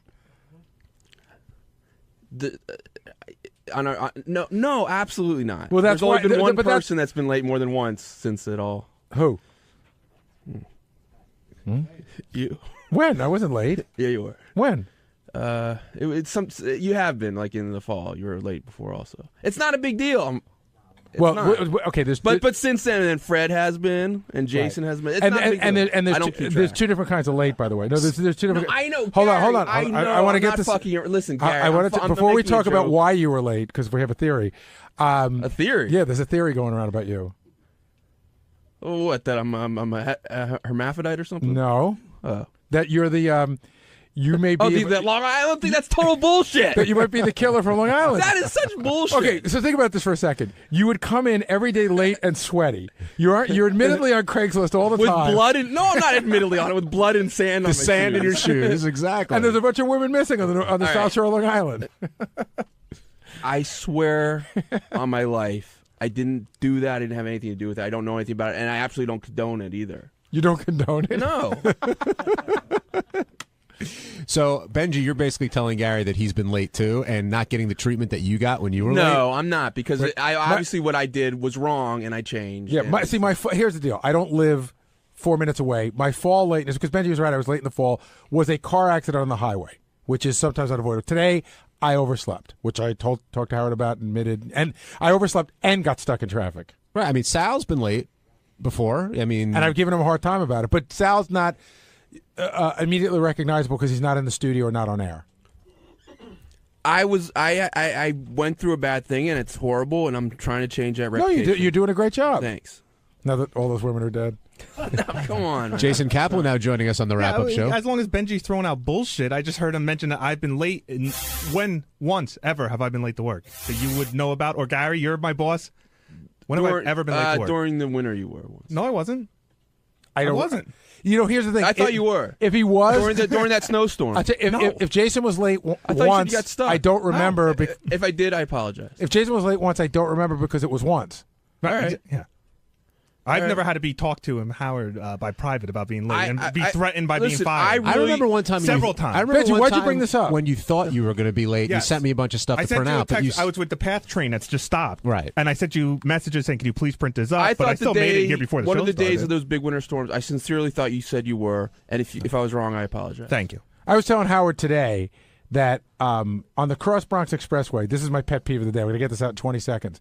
I drive by there at the same fucking time every day, right? So how come you can't pick up the construction at the same time every day? Like if somebody calls me and says, "Listen, we don't feel like picking up the cones today, so we're gonna be closed 3 fucking lanes at 5:15," let me know. I'll go a different way. That time in the morning, people don't care because I used to drive in when I first started this job. I lived with my parents and I drive on Route 80 to get in here in New Jersey, and some days it's the same deal. Like they'd always be working, and some days it'd just be, it's 5 o'clock in the morning. We're not going to clear the cones. That's out of right. the road. Yeah. They just don't give a shit. I had the same pet peeve on the LIE. There's this new construction project which popped up at 4:45 in the morning. And you know whose fault this is, right? Whose? Howard Stern's. Because the nighttime construction. Nighttime construction. They're doing a lot of daytime construction too around here. I know. But all right. So is there anybody else we're going to yell at for being late, or are we going to move on? Benji, you satisfied? I'm not the one. Sal's late sometimes. I'm not the one who brought it up. You're not? No. It's if Gary would wake up a little earlier, this would not have happened. Yeah, Benji's got this grin on his face that Now, you can see on Howard TV. Listen, it's what's that German word? Schadenfreude. Schadenfreude when you enjoy other people. Yes, it does feel good to see other people being late, even though right. I don't want any misery loves company. Right. That's not exactly what Schadenfreude But be is. honest, Benji, did it bother you when the show starts and Gary comes in because he's not called out? It really didn't. That was no. I walked in exactly the second the show started, and I heard Howard talking about me, and I was caught in that weird dance. Like I started to go to the studio, and I was just about to walk in to deal with it, and then he went to a different topic, and I go, "Well, why would I go in?" The only you definitely thing, made the right move. It absolutely didn't bother. The only thing that bothered me is I got, which I wish I'd never earned it. I earned a reputation of being late. And I did earn that. Right. But then sometimes it got worse than I thought my reputation was. I'm working on changing that reputation, and I hope I continue. You know, also I will continue. I think it's almost a compliment because in a sense that Gary was out, late today, and he's got me and Will and John and JD to kind of fill in. Maybe Gary's presence in the beginning of the show wasn't as missed because he had other guys filling it in. Where you're the only guy who sits and writes, so you're a singular talent to the show. Well, I wish I could say that, but sometimes there were days where Scott DePace would go, "Gary, I don't know if you're aware it's 6:40 and Benji's not here," and I go, "Really?" I swear to God, Nah, that would happen. No, that would happen a lot. That's not like true. It is true. I'll just say that's not true. But it is. But I'll say it's not. We wouldn't notice, especially at the old place. Not so much here because here your presence is. We're a little bit tighter, but at the old place they would go, "Benji's not here." I was like, "Holy shit!" Yeah. Never mind. All right, so can we move on, or should we continue to... That was fun, but we can move on. All right.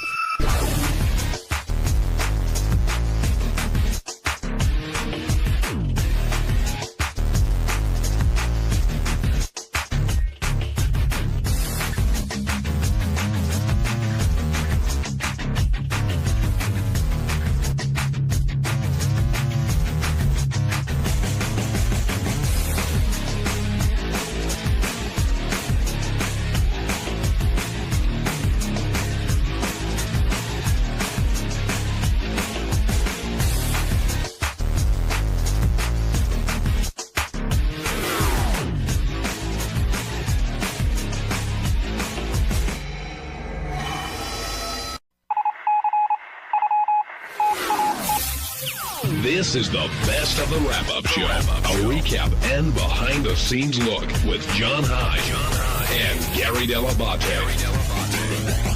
The best of the wrap-up show begins now. Whoa, whoa, whoa. Stop the clock. On Tuesday's wrap-up show, I dish all the details on what happened when me and Ronnie went to Vegas and how he came up with his new catchphrase. You don't want to miss it. Check it out.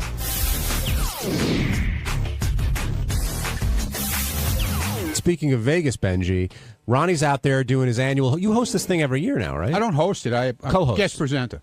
Oh, guest presenter. Yeah, the first year I co-hosted it, and then they started using comedians after that. So how many years is this been for you? That was the fourth. This is the fourth year. Fourth year. All right. So you're doing Exotic Dancer Awards. Okay, but other than that, you're doing other stuff for Ganji and Howard TV. There's a convention during the day, Right. And Ronnie has to appear Gentlemen's at the Club Rick's, convention. Right, Gentlemen's Club, and Ronnie appears at the Rick's Cabaret booth. So, like, what goes on at a Gentleman's Club convention? So you go there, and so there's a Rick's booth, and what do you do at the Rick's booth? Pretty much you just hang around and say hello to people. But why would somebody go to the Rick's booth? Like somebody thinking about being a franchisee? Yeah, Yes. exactly. And what happens is at this convention, there's everything from like people selling couches for clubs, people selling like liquid floors, Poles, lights, Is there like a everything, funny yeah. money distributor? Or? No, but there's like wristband distributors. There's like everything that everything you can think of. Liquor Yeah, companies. liquor They give out companies. samples. All I right. mean, Now, did you say stop the clock off the top of your head, or was Ganji telling you to say stop the well, clock? I said it, and then he said, "Gee, that's a cool new catchphrase. Keep using it." But Ronnie, okay, at that point, But he right? used it Hold- multiple but times. hold on, all right. I've used it before. Hold on, at that point, Okay. because I don't know what your relationship with Ganji is. Do you stop and you go, wait a minute? Ganji told me that's good. Is he fucking with me, or is it really good? You don't know because the way he tells you, it sounds like it's good. But that means he's good at what he does. Yeah, I guess it is. I guess he is good at what he does, little fuck. So at the moment, are you thinking I got another topless here? Like I've got something else I could. Well, that's the way Ganji makes you feel. so know? that's what you thought. Yeah, well, now I realize what he did. And Ganji, he's making a TV show is what he's making.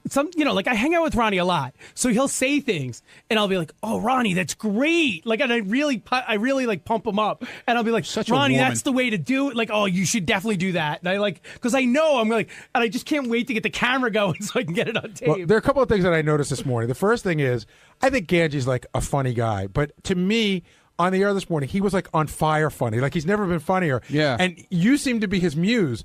It's when he mixes it up with you, he was like banging away. I know. Otherwise, he's a stale fucking piece of bread. The other thing is, I'm shocked that like you were yelling at him this morning. You were so surprised, and I go, "Wait a minute! Wasn't it a mere 6 months ago that Ronnie was on the air giving Ganji's eating schedule and busting Ganji's Yeah, ball?" exactly. So I thought it was funny that you were so irritated when you guys give it back to each other. Dude, he put up a thing on Twitter the other day. A platter of mozzarella. Did you see it? Did No. you follow him? I didn't see it. He puts up a platter that he ate for dinner of mozzarella and tomato and peppers and all kinds of crap. He goes, "This is my dinner. It was so good." This huge platter. He ate this whole thing by So himself. you're saying that platter's his hot chick of the week? Yeah, that's his hot chick of the week. Believe me. Let's get back to whoa, whoa, whoa, stop Whoa, the whoa, clock. whoa, stop the clock. And that was my favorite part of this whole thing was I, by accident, just said stop the clock at one point, just goofing around. And he goes, no. It's whoa, whoa, whoa, stop the clock. Yeah, right. Like he Don't mess stopped up my to thing, man. to correct me that I got his catchphrase wrong. So when you go to the Gentlemen's Club convention, I hang out at the booth for a little while, say hello to people. We have girls there, and we hang around with them. There's photographers come around, take pictures, and then I'll go around with Ganji, and we'll like do interviews, or we'll just go around scouting out the whole thing, see what's going on, say hello to people. And it's a convention. How deep are you into the culture in the sense that like if the show ended and you could put up the money, would you ever like say you wanted to move to Phoenix, Arizona? Would you ever open a Rick's? Well, first of all, you can't open a Rick's. There's no franchises. Oh, it's Rick's. not? No. Rick's is totally owned by one person. I thought it was a publicly traded company. It is, but you can't. Well, okay, would you ever? He's not a franchise. Would you ever open a club? I thought about it, but there's a lot involved. Cabaret licenses, liquor licenses. I honestly think approvals from towns, townships, wherever you're opening it. It's a lot. It's He a lot could be involved. like a consultant. Like, he could definitely be hired as a strip club consultant. Like, if he wanted to go that route. That's great. That's not a bad idea. Hot girls. Like He fly could. me in. I got to and, tell you, you know. because they all listen. Like, a lot of times Ronnie was like giving advice. Like, I mean, I can't remember. Oh, like he had a really good one too. And I Dude. can't remember what it was. At the Best Buy, with the Best Buy machine, like the Best Buy machine. Yeah. You know what? You know when you go in like to the airport and Best Buy has a machine Yeah. where you could buy like iPods and stuff Right. right in the machine. Well, they had the same type of machine that they want to put in strip clubs where they put what would it vibrators, vibrators, like stuff like that. Why would I need a vibrator at a strip club? I have don't no know. idea, but to put it in all, I don't know where they want to put them. Right. But anyway, this girl Daisy Dukes, who's a porn chick, and she's a really nice girl. They're really nice people, a lot of them. And I said to the guy who invented this machine to put this stuff in, I said, why don't you come up with a miniature Daisy Dukes pussy that vibrates? And put it in the machine. He thought it was the greatest idea in the world. Because what guy wouldn't want to be seen at a strip club? By No. Daisy Dukes pussy? Yeah, but you stick it in your pocket. You know what I'm saying? Guys like Ganji, who go home and jerk themselves Imagine like you off. go to the parking lot, there's like 10 used pussies on the ground. Sounds like you could be a consultant, Ronnie That could may be a in your consultant. future. He's got advice. Hey, it's Gary Dell'Abate, Baba Booey. On Wednesday's wrap-up show, we covered a lot of topics. Jim Brewer was on the show, and we talked about how great he was. And he talked about his dad, and so we talked about what would make Howard cry if anybody on the show died. And that got us into a whole discussion on how religious everyone on the show is. So here's how it happened.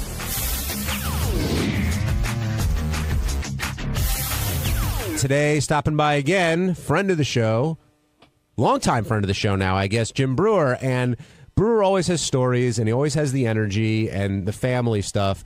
But the Steve-O thing today just took it up another notch. Well, not only did he have the impersonation down right, but he had the words and the phrasing down right. And I'll tell you, the one part of when he told the story about him being with him in London and they're going to set his hair on fire and there's nobody there.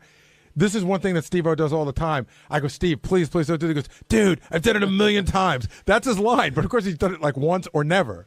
Now, I also thought it was interesting, speaking of the London thing, that Jim had the attitude of, not Steve-O isn't a comedian. He understood what Steve-O brings to the table, one in the audience, but also in entertainment. And it seems like other comedians would say, well, he's not a comedian. And there's an attitude that Jim just doesn't have. Yeah, and if you get caught up in that, then you could just play with a bunch of comedians. Maybe not in front of anybody. Now, the interview started with Howard saying that he loves Jim's book because it has it in the bathroom and he refers to it all the time, so he knows it very well. Do you take that as a compliment when someone tells you that they have your book in the bathroom? Absolutely. Yeah, it means they like it. Listen, even if it's in the bathroom and no one reads it, it means they want to read it. And it represents you, like when other people come to your bathroom. That's true. I remember one time we went to Jackie's bathroom and we saw there was a book that was in the bathroom that was the funniest book. It was something, I don't know whether Nancy left it there on purpose, but the book was Coping with an Alcoholic. So when you go to somebody's bathroom, you look at the books and you try to read into what the hell's going on. Of course. Now, Jim is now moving his dad in because his mother was beating up his father. But Jim's relationship with his dad, he's talked about it a few times on the show now. I mean, do you know anyone else who takes care of their family, both their parents and their kids, the way that Jim does? He really, when I met him, I just thought he was a funny guy and he's sort of this wild, insane comedian. But from reading the book, and I even talked to him off the air a lot about his dad. He's really one of the most loving people I've ever met. I watched the trailer for that movie. If you go to Jim Brewer's website, you can see the trailer for the movie he's talking about. And it's funny because he's totally breaking his father's balls, but you can see it's out of love. Yeah. And then there's parts you can see even in the trailer where it's got to be a lot of love. Like he's got to change his father's diaper and all that other stuff. And a lot of other people would say, I can't handle this. I got a wife and a family. I could put my dad in a place where he could be treated, just as well, but he wants to do it. I mean, along those lines, early in the show, Howard played the clips of Jimmy Kimmel crying when he's talking about Uncle Frank, and Howard's like, I'm just not, I wish I could be that way, but I'm just not that way. And Brewer and his dedication he shows, to his father, and I think Shuley was asking people in the back, what could drive Howard to actually cry on the air? The only thing I could think of is maybe if Robin died, because there's such a close bond between them. I said, if I died, I think Howard would be really sad, but I don't think he would cry. Fred, I don't think he would cry, but I think Robin maybe would make cry. But yeah, it's just not, when he tells those stories about his family, And you see it a lot in even your friends. Now that I'm 50 and I see my friends and their parents, and you see how much of them comes from that. It's just who he is. I remember one time, I think he started to, or you could definitely hear when he announced his divorce, or around that period. Yeah, he almost cried on the 60 Minutes piece when he went to his old neighborhood. Yeah. I don't remember that. That was another one. And there was something else recently that happened in the last year or two where it looked like he was going there. It might have even been when he did an interview. And I remember they joked about that he was about to go there, and whoever was interviewing him sort of switched gears, so he was lucky that he didn't. Well, he was on the new CNN guy. You're talking about Piers Morgan? I can't remember. It was one of those shows. And by the way, just to digress for 2 seconds, Uncle Frank on Jimmy's show, one of the nicest guys I ever met. I mean, huge fan of our show, nicest guy in the world. And I said to Howard, like, to me, it's a testament to Jimmy that how awesome it is that you get your own show and you can take your favorite uncle and put him on and put him in sketches and have him be funny. It wasn't like a pity thing that Frank was on. He was funny. No, Jimmy involves a bunch of his family on his show, and you could tell.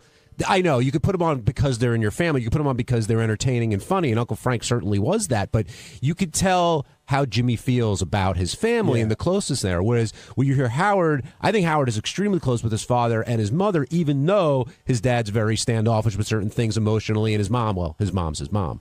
But I want, unfortunately, and I hope it doesn't happen anytime soon, but his folks are getting older, and if he loses one of them, I think that's going to hit him real hard. I agree. So I said his parents or Robin. I did say when I got interviewed by Shuley, like his parents. But, even watching the trailer from the Brewer movie, like, and I wrote about this in my book. I had the same thing with my father. My father and I, and Jim Brewer says the same thing, we never told each other we loved each other. I never said, Dad, I love you. Well, I probably did, but my father didn't say it back to me. But I never for a second doubted my father's love. It just was, World War II veteran. It's just not his way to say that, and that's just how people can be. What do you remember? Like what your dad would say back when you said "I love you" to him? I don't think I said it really to him until he was sick. I might have said it like once. I might have said, "Hey, Dad, love you." Yeah. And he might have gone, yeah. I don't know, like a grunt. No, or like a grunt. It's just like it probably made him a little uncomfortable. But you knew the feeling was there. Absolutely. Yeah. It's interesting. Do you tell your dad you love him? Yeah, I do. Yeah. I mean, like my kids and I, we say it all the time. I mean, I almost make it a point to say it to them. Do you kiss him? I do. Where do you kiss him? On the cheek. Okay. It's not to grab a little ass. No, I kiss him on the cheek. They're my kids. Do you say that to your dad? I do. My dad. I love my dad. I'm really close to him. I definitely, and I feel very much loved by him, by both my parents. But it's more something my mom would say back to me than my dad. He's very loving to me and will express loving, but doesn't call me up and say I love you. No, I don't think very many dads do call up their, I don't know how old you are, but we do son kiss. No, but there are moments in life where it may come up. Huh? Of course, I don't think anybody's dad. I don't call my kids up and go, "Hey, I love you." Well, I do but that. There are moments but I where do that normally whenever I hang up with my parents. Like, talk to you later. I love you. What's your dad say? Look forward to talking to you on Thursday. That kind of, no, but it's not like an uncomfortable thing. It's just not as much his style to say. I use it as a goodbye. I think I don't know who put up the note, but I think what drove Howard to almost cry was he was talking about his father being how proud he was, and that's really what got to him on the TV interview. I think the thing for Howard too is it sounds like he and his parents are in such a great place right now, but it might not have been the same place 20 or 25 years ago. And again, having been through this, you get to a place where with your parents, is the older you get, the more you appreciate certain things and forgive certain things and understand certain things. And once you get there, it makes you closer. Well, Jim certainly loves his mom and dad. He makes that very clear. The other thing he talked about a lot was his religiousness, but he wouldn't call it that. And then he talked about, of course, the maid being possessed by the devil, which we'll get to in a second. But would you consider Jim a religious person? I mean, his wife is one thing. I get the impression Jim was raised in a religious background a lot like I was, but the difference is he's married to someone who's super religious, so he has the religious knowledge, but a lot of the religious wife is rubbing off on him, which doesn't make him religious. But there's a fine line between religious and superstitious. He seems to be a little of both. What did you think of the maid being possessed by the devil? I thought that was amusing. I don't think she really was. Well, Jim does, apparently. Benji? Well, he's sort of fence about that. Does he really think she was possessed? You don't think it was a clear case of possession? Like, I didn't get it, but I think it's cool. I don't like, but I've never heard of cases of possession where I think like, oh, that's a definitive like case of possession. Who do you think the most religious person is around here on our main staff? Well, overtly or in reality? Both. Because overtly, I'm going to go with Sal. Sal's one of those guys who I don't think is very religious, but, was beaten down as a kid like a Catholic. So he's like, oh, you can't say this, you can't say that, you got to do this, you got to do that. The most religious person here, see, Benji's proud of his Judaism, but I don't know that necessarily makes him religious. I don't know that. Do you consider yourself religious? I'm really interested in it. I'm really interested in is there a God, is there not, that kind of stuff. But I don't have a strong belief. I don't know who is the most religious person here. It's not me. But I do follow some religious practices. I don't know. My vote would be overtly or covertly. My vote's for Sal. I mean, Sal is the only person who he's talked about it before. His beliefs. If it's, I'm real curious because he's so strong opinion about stuff, and I would think he was Steve Brandano. I bet he. I was an altar boy, but I'm not very religious now. No, but Lisa G's religious. No, she's not. No, no. What about Howard? I mean, Howard, not what I would consider. I put Howard in the Benji category. I don't think Howard doesn't go to temple or anything like that. I think he appreciates the historical aspect of it, and the heritage more than the actual religion. Well, I did ask, and it might be out of respect for his parents. I remember once on the air, like God forbid, when his dad passed away, would he say the Mourner's Kaddish, which is a very big deal in Judaism to respect like someone that's passed away. He said he would. Oh, listen, I went to the funeral of a very close relative recently, and it was this really weird moment because I got up to take communion. I haven't taken communion in 30 years, but I did it out of respect for everybody that was around me. Yeah.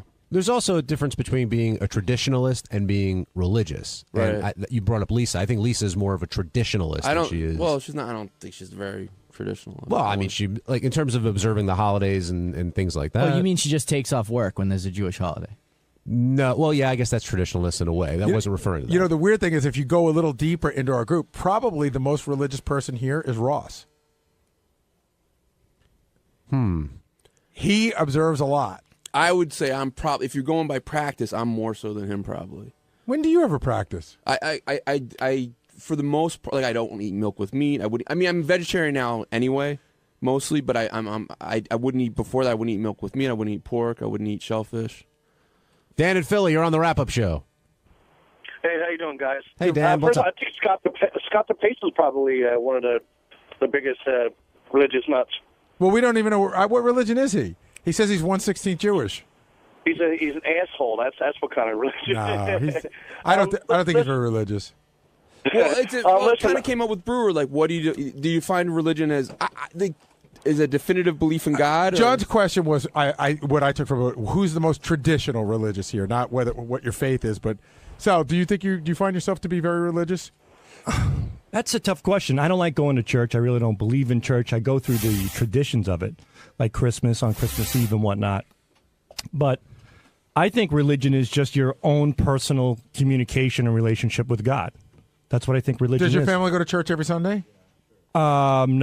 No, but we did when we were younger. I used to go with my Nonna Pizza. That's what we used to call her. So we used to go with her, and she had the saints, the Madonna with the dollar wrapped around it, and she would pray for that. And my mom has a huge picture of Jesus Christ over her bed with big wooden rosary beads hanging down over it. So we're religion. I guess my family's religious in that sense, but I'm not that deep into it. By the way, what Sal's talking about, my mother had them, my grandmother had them, religious statues, and you put. You tape money underneath them. And the only reason I bring that up is that goes back, you have to turn the statue over to put the money under. And that goes back to one of the greatest lines in the history of the show when Pat Cooper's yelling at his mother.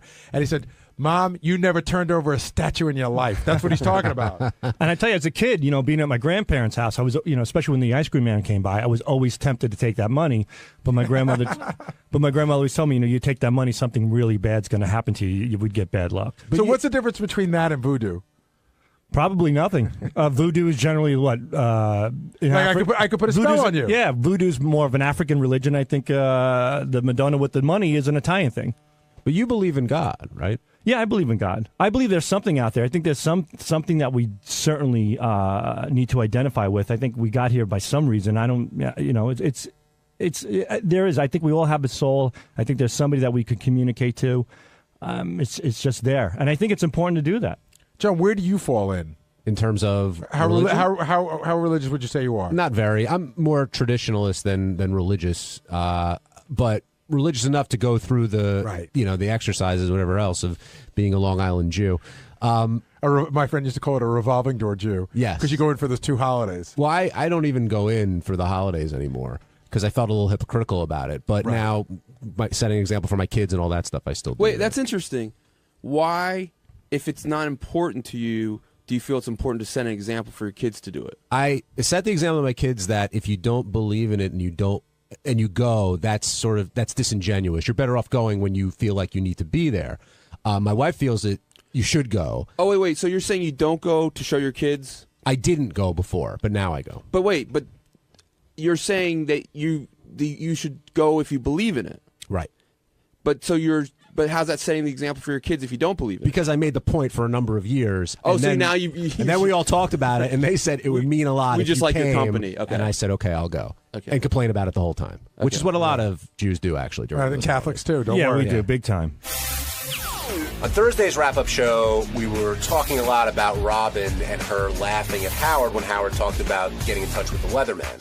And then we moved on to Mad Dog Russo, but I saw Howard pop up on the screen, and he wanted to clarify why he got in touch with that weatherman and just didn't understand why Robin was laughing at him. So naturally, we talked to Howard, we gave our own opinions, and here's how it all went.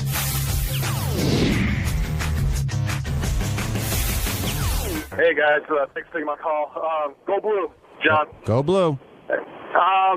It really came across on the radio that Howard was pissed off at Robin when she just started laughing, but I cannot blame Robin because I just thought it was really cumbersome the way that Howard was explaining that he had basically his own personal weatherman tweeting to him, and it was hilarious. I was laughing along with Robin, and just it seemed like the weatherman was like maybe wanted to have some kind of contact with Howard and Beth, that he had this inside track that he was giving inside information, which was all known to publicly anyways. But it was really funny, and I think like Howard said, after he put in perspective with Mike, with Mad Dog and Mike, and so that it should be water on the bridge and not taken with a grain of salt.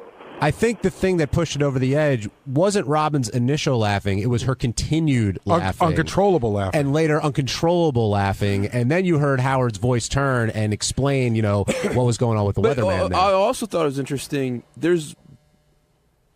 It's one of the handful of times I can remember tension like that between Robin and Howard, at least that I was aware of it.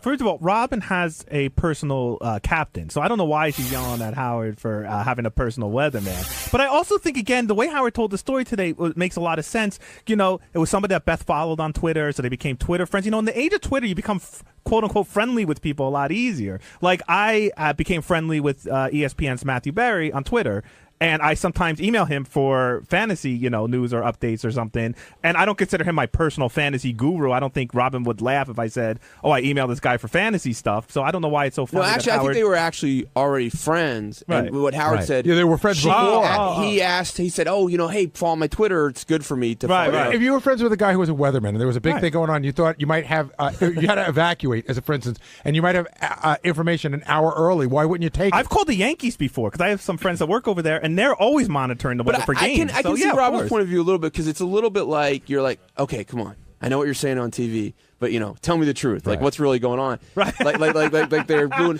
but I can see like that you really do like, okay, I'm specifically like right here, what do you think? I would ask, wouldn't you? Yes. Brian in Ohio, you're on the wrap-up show.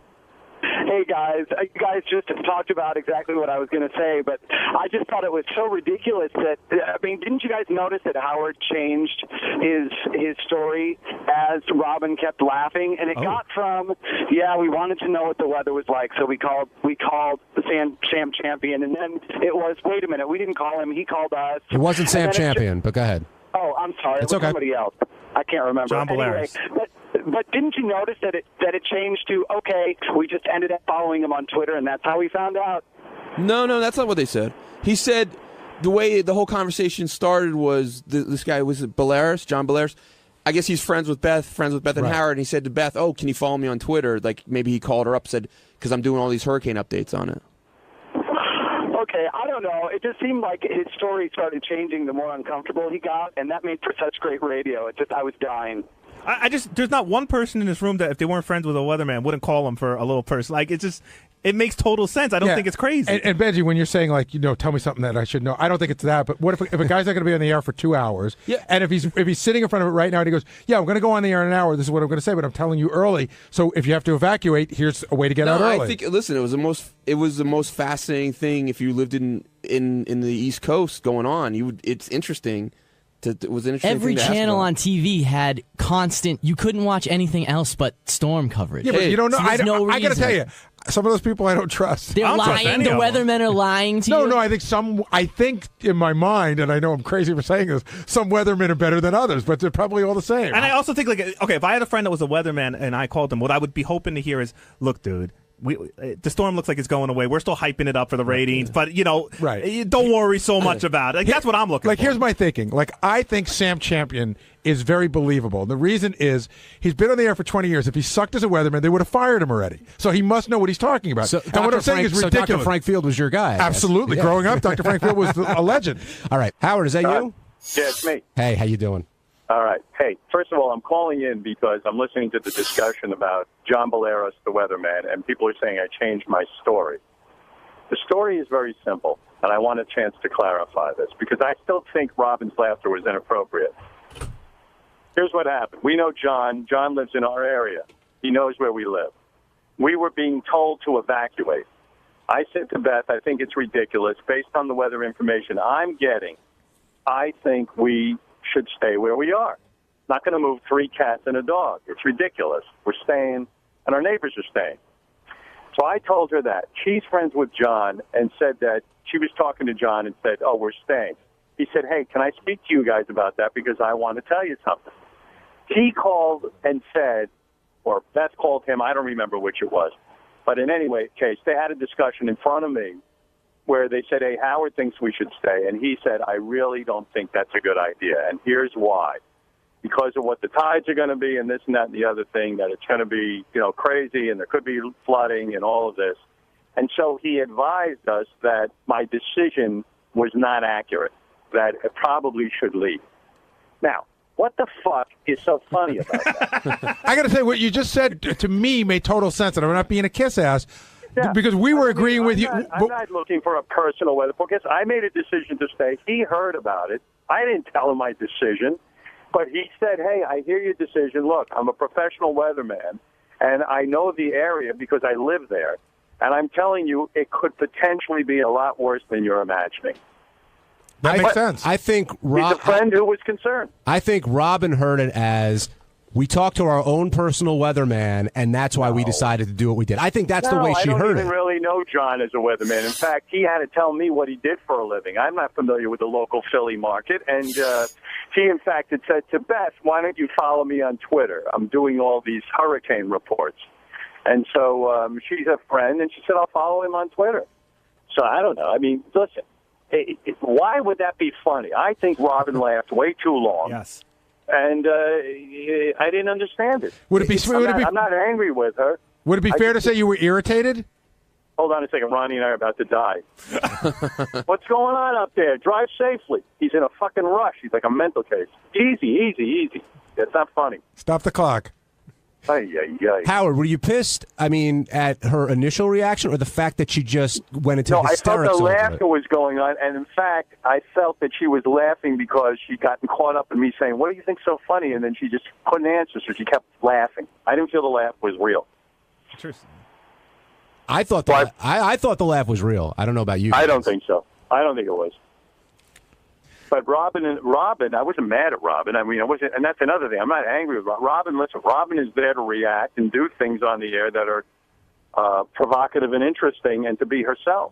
Well, maybe not mad, but you could be. It could have irritated you or make you feel bad. It irritated me because I didn't think it was funny. I mean, I didn't. I was like, well, what is funny about a guy calling up and saying? And maybe I didn't explain it well to Robin, but we all got it. Yeah. Robin. Oh, you did? Yeah, we all understood.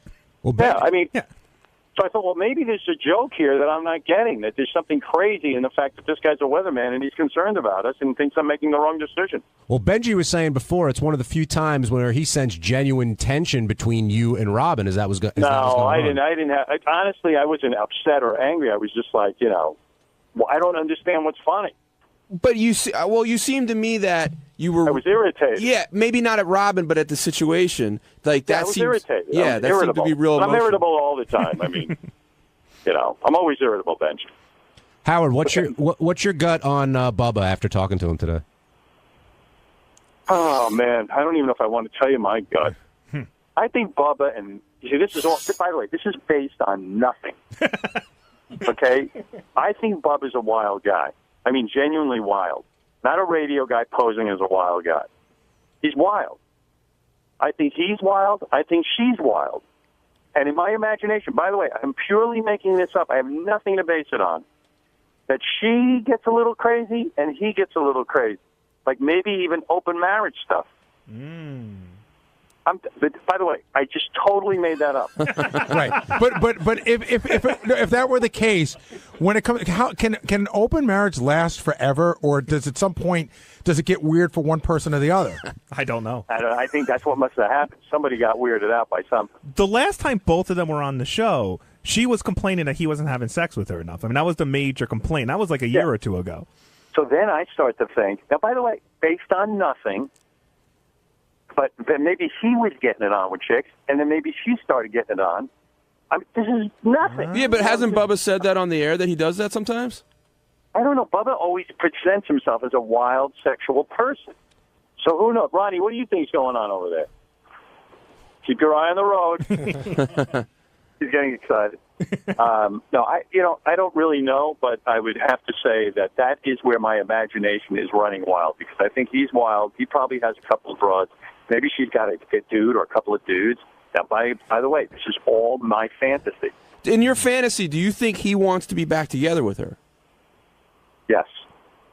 See, in my fantasy, she got something going on the side, but it's not dudes. That's hotter fantasy. But that's just my fantasy. I don't know.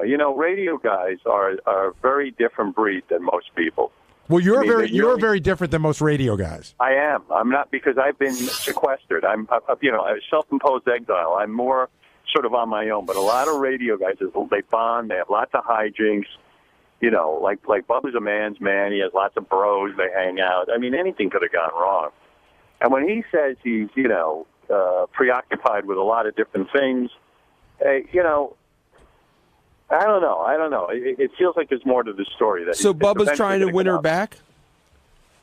I don't know. I can't figure it out. It depends what the scenario is. Yeah, I just think that he really – I felt like he didn't want to give anything away today, and he was going to bear the brunt of it for, say, it's me, because he just didn't want to talk about anything. But didn't you think he actually sounded today like a guy who's already lawyered up. So he's Right. like the lawyer's saying to him, you shut your mouth, Bubba. Don't say a word. I don't care what good radio comes out of it. See, I took it he was doing kind of the Sal rap, like it's me. I'm my focus is in the wrong place. I need to spend more time. That whole thing that Sal did when he had his issue with Christine and the emotional friend. Yeah, I don't know. Sal's story is the most outrageous. Like, Sal's got this hot wife who doesn't want to have sex with him, and then has an emotional friend. I don't know. Could that be Bubba's situation, that she's got an emotional friend, like a lover or something? I don't know. I don't know. I bet she has emotional I mean, friends. if that's Bubba the can case. get lots of women. I know that. He's very masculine. Well, he definitely Bubba seemed to imply something happened, because he said, whatever happened, I'll take the blame. Yeah, something happened. So maybe. So when I hear a guy say that, this is all my imagination, that he's with chicks, and then all of a sudden she says, fuck this, I'm going to go get a guy, and then he gets pissed, something like that. But who am I to even think that for a minute? I mean, Heather's a Sunday school teacher, isn't she? I think you might be right. Yeah, so I don't know. I don't know who the hell knows what happened. I mean, you never know, and maybe we'll never know. But he lives a wild life, Bubba. And he was also torn with I know what makes good radio, Howard, but I don't want to answer your question. Yet if I don't answer it, then I'm not going to make great radio for you. That's why I think he's a guy who's already gotten a lawyer. Interesting. Lawyers tell you to shut your mouth, because then when it comes to a settlement, they'll whip out those phone conversations with me. That's true. I've seen many a conversation be subpoenaed. Or it could be that he really wants her back and he doesn't want to screw it up. Could be What do that. you think? It could be that too. I think this deal is done. Yeah, I think more of what you said. A guy who lawyered up, who's got to get his ducks in a row, doesn't want to say anything to fuck that up. Hey, Howard, She seems like, by the way, a really nice girl too. So, in my heart of hearts, I'm being honest now that I really do hope Bubba patches it up with her and they have a nice, long, wonderful, loving relationship. Because divorce, especially with kids involved, is maybe the worst thing. It just explodes a family. And don't forget, Heather's been raising his son with him, and he's been involved with her daughter. So, it's just the worst thing in the world. And also, you really do. I don't think people value their marriages enough. Like, when you have someone who really has your back and things are going great, it can really be the most valuable relationship, ever in your whole life. There's nothing more valuable than that. So I hope they work it because I like Bubba and I'd like to see him have some peace in his life. Howard, I'm curious. Like, if you talk to Bubba off the air, does that make it really hard for you then to discuss it on the air because now you know something? Yes, I don't want to know anything. I'd rather sit here with you guys and be in the dark and make my conjecture. It's so funny. We just had a guest offered to us today, and the guest wanted 10 minutes alone with Howard before they came on the air. I was like, I'm not interested in that. No, I won't do that. That would be worse than anything. Yes, I agree. Yeah, because then what's the point? Whatever that guest was going to tell me, and I'm not going to mention her name, but if that guest had something to tell me in private, that's the whole time I'm interviewing them. I'm going to be thinking about that. I'm going to go. I know I'm going to ask her about it. So are you still going to reach out to Bubba, or are you going to avoid that because this is kind of a fun issue to talk about? No, I will reach out to Bubba actually. Although from what I hear, you can't even get in touch with Bubba. He's a top secret guy. But Howard said to Bubba point blank today, he's like, I'll tell you it off the air. And Howard's like, no, I don't care. I want to hear it now. I would actually be worried if he told me off the air anything confidential because by accident, people tell me so many things, and I'm on the air doing a free association on the air, 4 or 5 hours sometimes, that sometimes I forget what I'm not supposed to say. Howard, that's funny because it was like 2 weeks ago. I told you something during the break, and I said, not for the air. And luckily it wasn't a big thing, and you came back and you said it, and John Hines started laughing. He goes, didn't you just say to Howard during the break, not for the air? And then you said it. Let me tell you something. I have no memory. I have no idea that I'm not supposed to say that on the air. I'm not doing it to defy anyone or to mess anyone up. I literally do not. When you're on the air, when I'm on the air, I swear to you this is true. I listen to the replays because I don't even know what I said. I don't know half the time what I'm saying. I don't remember it. It's not a scripted program. So, it's like just coming out of me. I'm almost listening to the show as it's happening. It's not this. How much time would I have to sit there and really analyze what I'm saying? I don't have any. Howard, one last question, then I'll let you go. Was Steve Leeds waiting outside your door when you left today? No. Steve wasn't. I love Steve. Steve's a good man, but waiting outside my door is really uncomfortable. Because, if you listen to a conversation. And if you listen to the show, which he does every day, that's like on the 10 Commandments of things not to do. People don't believe that applies when it comes to them. That's true. I swear to you, remember we were saying on the air how Tim always gets me right after the show? Uh-huh. Tim came up to me today, and he goes, you're not angry with me? I go, of course not. He goes, I have to come up to you after the show. And I go, you do? He goes, well, I have things I want to say, and I don't care. I can't wait. But I go, Tim, and I got uncomfortable. I said, well, yeah, of course. It's like Tim doesn't think it applies to him. No matter how many times have we had this discussion with Tim? A lot. Yeah, we just say, Tim, look, I'll deal with you all day. When it comes to our radio channels, I'm there 24/7 for you. I said, all I need is a half hour after the show to unwind, where you don't lay everything on me. Because my opinion is useless after the show. I'm fried. I just need 20 minutes to meditate, and then I can meet with you. But he doesn't believe it applies to him. He thinks I'm kidding. Does that apply to him being in the studio as well, Gary? No comment. About you? When have I ever said that to you? No. I said, does that apply to Tim being in the studio during the break? break? Yeah. Well, we've told Tim that. We said, Tim, there's no need for you to be in the studio. He goes, no, I need to be there to hear what's going on. Do you know that there's some days, we have such limited time during the commercial breaks, that there's some days that I sprint in front of Tim as he's going in to get to you before he does? Tim's a pisser. We're walking out today, and there's like 500 people in the hallway. It's serious, and like that whole thing is like so annoying because you want to just get out, and people get excited to see me, and they want to talk and stuff. So under my breath I go, oh no, because I open up the door and I see it. Tim goes, do you not want to go out this way? I go, no, I'm going to go out. I go, but Tim, do you have to walk in front of me? You're going so slow. If I could just move quickly here, I can get through this. You're blocking me. It's like you got to move out of my way. Oh man. So but I love Tim. Listen, let me tell you about Tim. There isn't a better guy on the planet who could be the program director of these channels. First of all, I'm nuts. He deals with me beautifully. He manages the place fantastically. People actually like him, and he works his ass off. I couldn't be more grateful for him. So the idea that Tim bothers me at right after the show sometimes. In a way, I like his exuberance, too. You know what I mean? It's sort of a mixed bag, because if he wasn't that exuberant, he wouldn't be that good as a program manager. I really do mean that. We all love Tim. We do. No, Tim's a great guy. He really is. And he works so hard for us. And he really is the man. He's the man. He's the man. All right, Howard, I'll let you go. Thanks for clearing up. I hope you feel like you cleared up the whole weatherman. I feel I did. I feel I needed to defend myself. And never let a woman who has her own private captain make fun of you for having a private. I heard that point. I like that point. Thank you.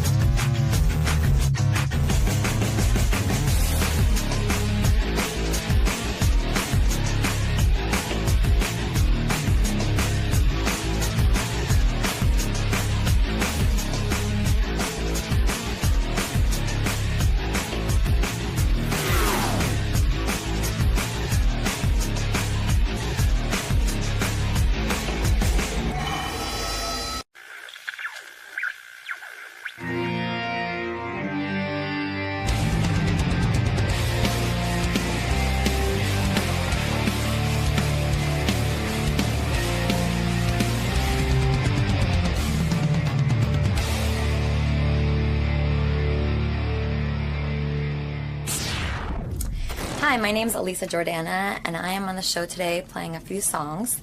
And also, I'm here because I'm a very good friend of Benji.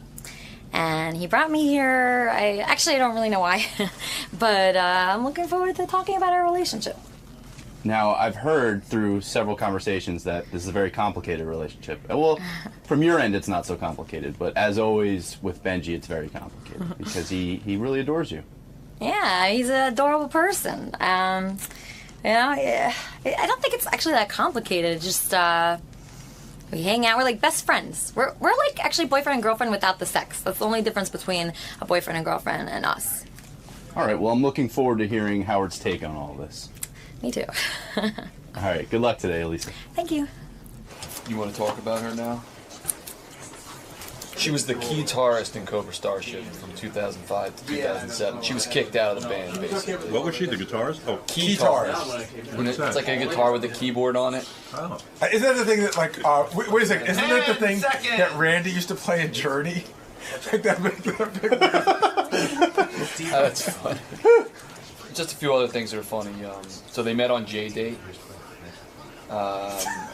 She doesn't want to have sex with Benji. She doesn't like to be touched sexually. Doesn't have any sex drive, according to Benji.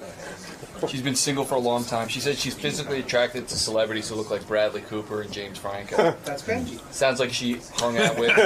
Naturally. This is a conversation for Benji, maybe not here, but down the line. I would love to know one day how far his net is cast. So we know he goes on J-Date. We know he goes on Craigslist.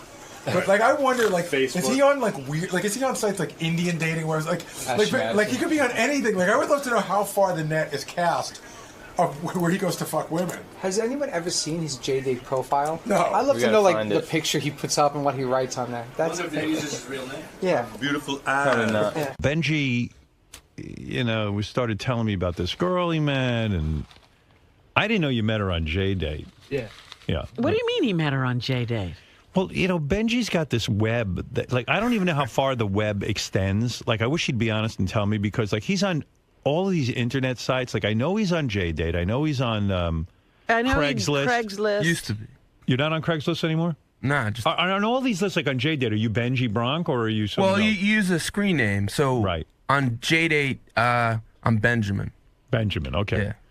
So, he's what other web? Can we ask what other websites? Are Honestly, you on? it's just JDate and Facebook, and that's pretty much it now. Where Twitter. do you meet most of your women? Twitter? I haven't really. I guess JDate in recent times, or Facebook. So Benji meets this girl, and it turns out like he's been working her for weeks. And in fact, the way we found out about her, Benji did a stunt the other day. He was walking down the street. Yeah, bring her in, Gary. This is Elisa Jordana. He was walking with her through the streets. Come on in. Is it Alyssa or Elisa? Elisa. Elisa. Hi, Elisa. Come on in. Hi there. Hi. This is the greatest story ever. I'm still doing the setup, but help me with it. Okay. So the other day, Benji was walking down the street with Elisa, and he wanted to impress her, so he did his stunt in front of the CNN cameras where he got on CNN. Right. And he's so in love with Elisa. Like, he even said to me, I don't know what it is with her. I don't know what it is with her. He's obviously completely smitten. And I said to him, well, how long has he known you, Elisa? He met you on JDate. Right. We spoke on JDate a few years ago. Right. But I was in LA at the time. You were in a band, right? I was, yes. And the band has gone on to great success.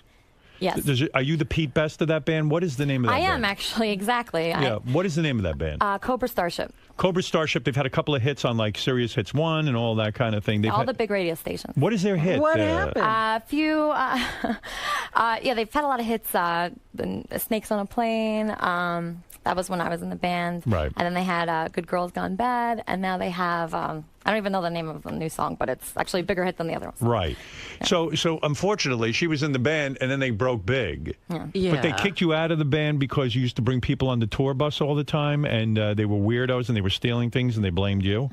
Well, like, when I was on tour for a long time, I was very bored. I wanted to meet new people, and all these fans, they would like hang out outside the bus, and they'd want to hang out with me, and I was very flattered by that. Sure. And it was my first band, and it was just very fun. So I invited like all these kids that were like 15, 16 on the bus, and I was having so much fun with them. We'd have dance parties, and we'd be dancing to my music. That's very flattering, Right. And so they'd come on the bus, and then one time they stole like all the band's iPods. Ooh. And then everybody was very upset with me after that. So Right. So they fired you. yeah, I mean that was not the only reason, but that was basically. Were you the lead singer? I played a keytar, which is like a keyboard that you hold like a guitar. Right. I've seen that. And so I played that, and I sang backup, and it was very fun. Right. And so do you sit there and go, oh, my God, I'd be a huge success right now. I'd make tons of money, the whole thing. It's got to be driving you crazy. It is not good, to think about. But, I mean, I can't really complain too much because it opened a lot of doors for me. But can I be honest with you? I feel your pain in that instance. I mean, you put in time with the band and everything, then you see him go on to great success. I can't imagine the pain that was Pete Best's life. I think about him all the time, actually, because Right, yeah. I really relate to that, Of course. And also, it's like really bad because I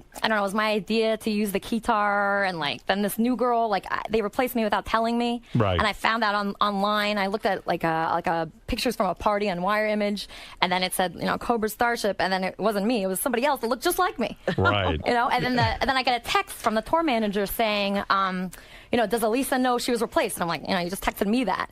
So that's how I found out. You think about your life. You were in Cobra, and now you're with Benji. It's a real. I don't know if things are going the right way. I'm as big as a starship.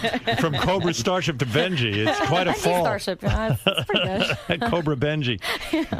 So anyway, you got to hear this because I became fascinated with this story. So Benji says to me, "Oh my God, I'm in love with this Elisa." Now the love goes like he's totally taken with you. Benji, describe in your words what it is about Elisa that. And maybe it's embarrassing to do in front of her. But you're totally taken with her. I don't think she's a perfect person, but to me, you don't like that? I mean, that's what you had to say first. I mean. Right. Okay. And this is what else I don't like now. she's when I'm around her, I'm just so happy and I have so much fun. And this is someone I've always said, like, I can't get married and be monogamous. Right. And this is someone, and I might not end up being with her, but it's like, wow, this is gives someone. you hope that this is someone I could spend my whole life with and every day be happy and look forward to being with her. Like, you're in love. You're in love with her. I'm not in love in a commitment kind of way because we haven't dated. But and poor Lisa's saying to herself, why can't this guy just be a little hotter? Or Tommy Mottola. She does. I think she, like, deep down. Do you think you're going to wear her down? No, it's not. Let me tell you how in love he is with her. He was so nervous.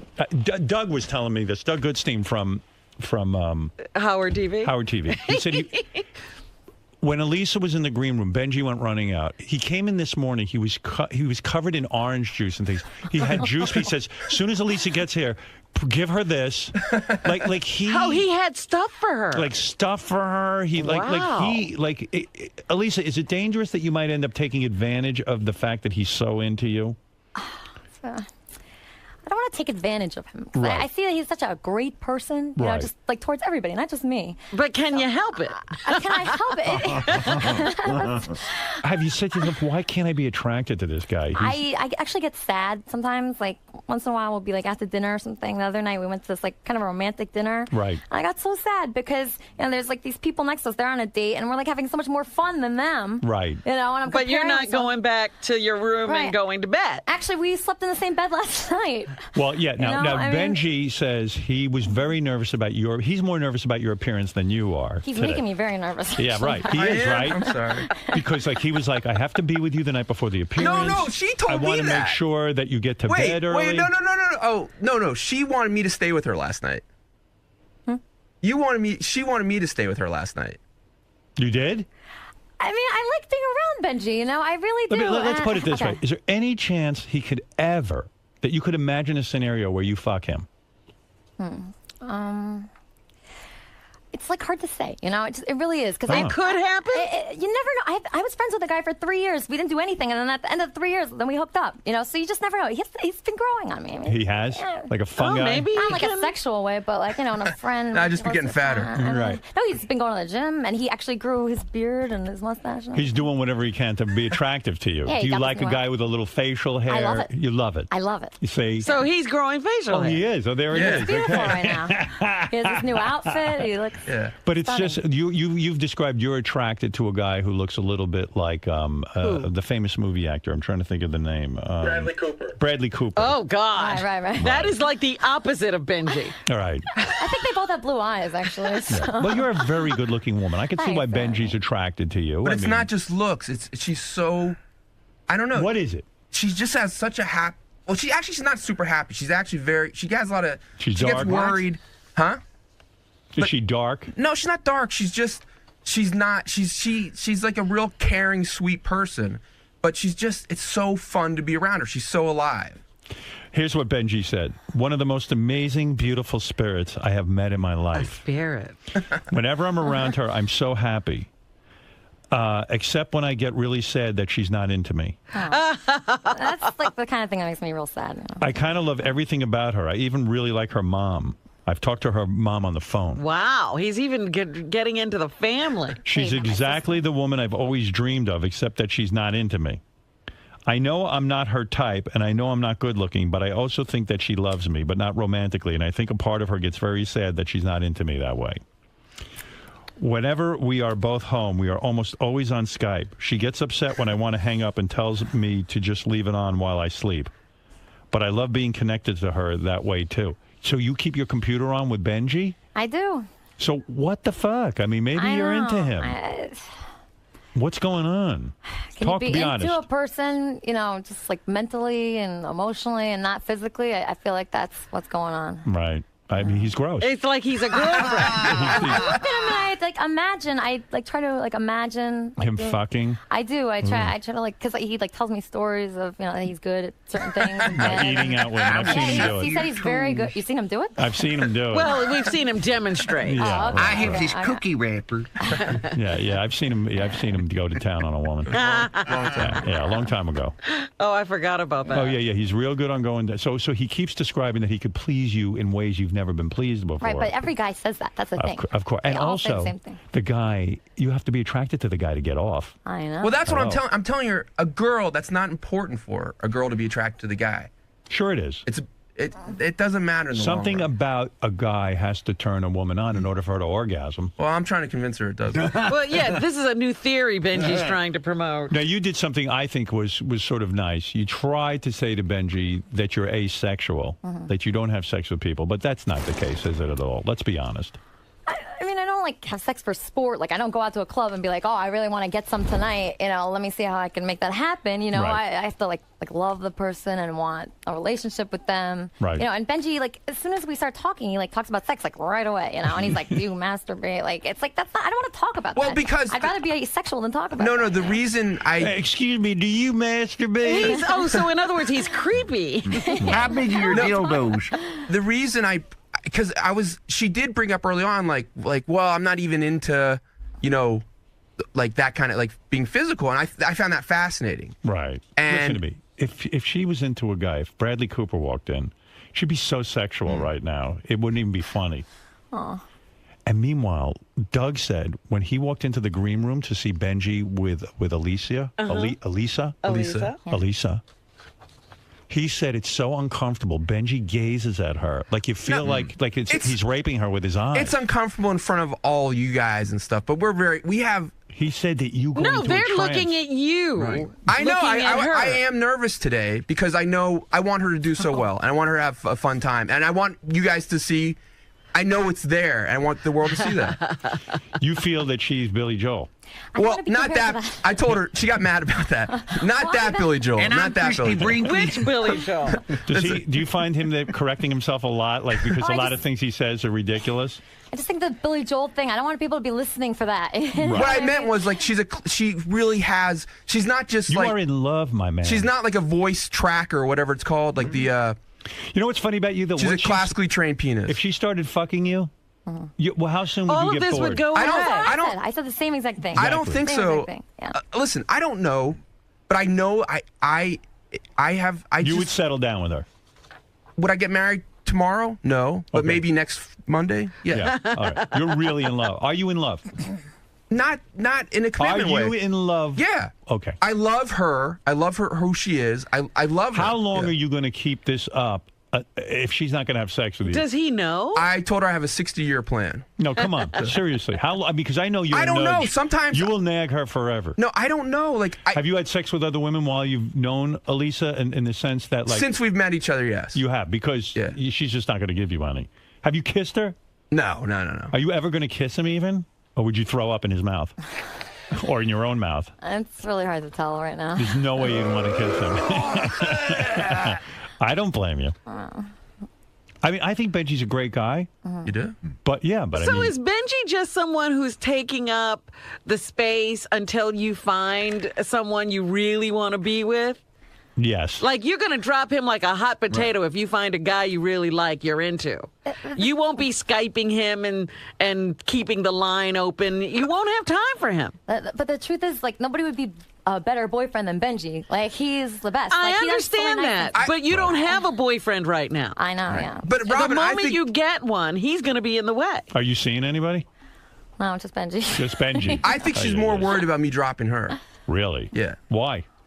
Because maybe I won't keep up with it. Like, part of me, because I do get so sad sometimes. Right. Like when I get sad about it, it's horrible. How long have you two known each other now? 3 years? We didn't really. I don't remember. Like, we met this summer. Right. What happened? You contacted her on J-Date. We can't. Yeah. You were taken with her picture, I'm sure. No, actually, her profile was really funny. Okay. And that's. I mean, yeah, I know she's super hot, but it's her personality. So how did you wear her down even to have her meet you? I don't. Did we you just, throw in the Howard Stern show stuff, or I mean, how'd you finally get her to meet you? We pretty quickly just said we were going to meet for dinner. Right. And so when you met him, were you like, oh shit? Did you see a picture My of him pictures are first? very good. No, his picture is amazing. It's That's really a problem. good. You were attracted to his He picture. had a nice hat on. Right. He looked kind of cool. He did look cool in the. He has great pictures. No, but you know, he was Could you just be your picture, Benji? Why don't you tape that picture over your head? no, when we met, I mean, it was kind of nice. He was so nervous. He was like so sweaty and like red. Like it was so he's cute. red. It was adorable. How can you not love him? I've seen that sweaty red look. Yeah. There's nothing adorable. We've seen it for about a long time. I don't know. So when you met him, you saw how sweaty and red he was, Yeah, but yeah. you thought it was cute. I did. I thought it was adorable. But you weren't attracted to him. No. Right. See, I told him. He sweats like a motherfucker. He's red all the time. I don't know if what's that called? Euthanasia or whatever it's called? Echinacea? I don't No, know. what? Euthanasia? I don't know. What are you What talking is about? it? Psoriasis. Psoriasis. But I'm good today. I'm pretty no, good. you're pretty calm today. Yeah. You're not that red. Yeah. But and so Benji prepared you for today's performance. Right. He was very nervous about it. He was making you nervous. Yeah. And he said, you got to get to sleep. So he put you on Ambien last night. Is that correct? Well, we were at dinner the other night, and he mentioned that I might need an Ambien to wake up early today. Right.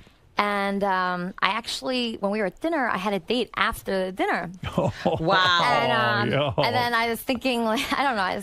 Then I planned the date next door to where we were eating. Right. So Benji said he didn't know how long it would take to kick in the Ambien. So he took an Ambien, I took an Ambien. Right. Before your date? Before my date. And then I said, Benji, you know, I'm really scared. I'm going to fall asleep on this date. Make sure nothing happens Oh, to me. he didn't want you on the date. Yeah, so he came No, on the that's date. not why. Oh, dude. No, I didn't know she had a gave date. her an Ambien before the date? No, I didn't know she had a date. So what happened when you went on the date? You must have been exhausted. Well, I was on the date, and then Benji was like two tables down. Like, Watching the date? No, wait. She asked me to my come. God. Wait, Why would you go on her date? No, he was she great. begged me to come because she was scared to go. Why would you go? Because I asked him to, though.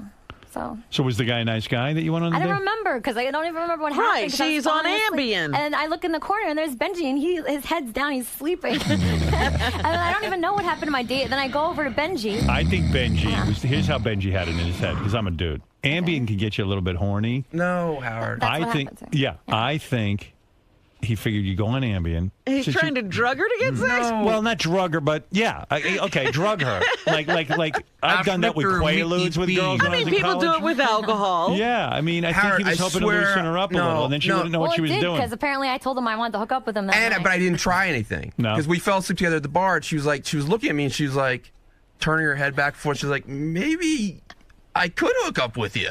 I told you that Ambien that got works. me back on totally waking up. But I was like, I didn't. Of course I didn't do anything. But she's asked me. She was worried about getting up in time. Right. Well, I'm here's. So can I you be give honest? a person an Ambien. Well, I told her not to take it. I said for me it might take like 2 hours for effect. For her it might take like 15 minutes. I said to wait till you get home. So you took the Ambien. You fell asleep during your date. Right. And that's it. So now you missed out on the date. The guy probably thought you were weird. Plus you were He never with called me. Yeah, and you were with Benji. Right. You got a You know. I don't think he saw stalker. Benji. Right. Benji, I'm picking up the vibe that, she thinks you're a fun guy and everything, the way that she thinks some of her girlfriends are fun. But I think you're wasting your time here in terms of a romantic relationship, honestly. I get what you're saying if like my only goal is like it has to be her.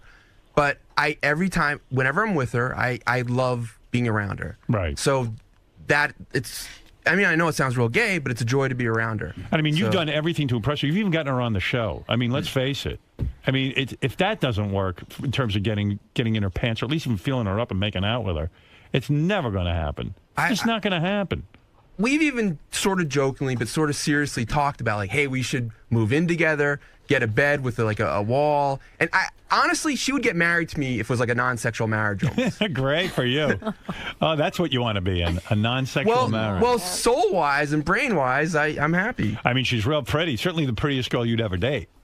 I've dated a lot of pretty girls. Pretty girls before. No, he's We've had pretty seen other girls. But not, Howard, every not time as good going as up. this, though. All right. That blonde was pretty cute. Yeah, she was And real Sheila cute. and Tracy. and a Sheila lot was of cute.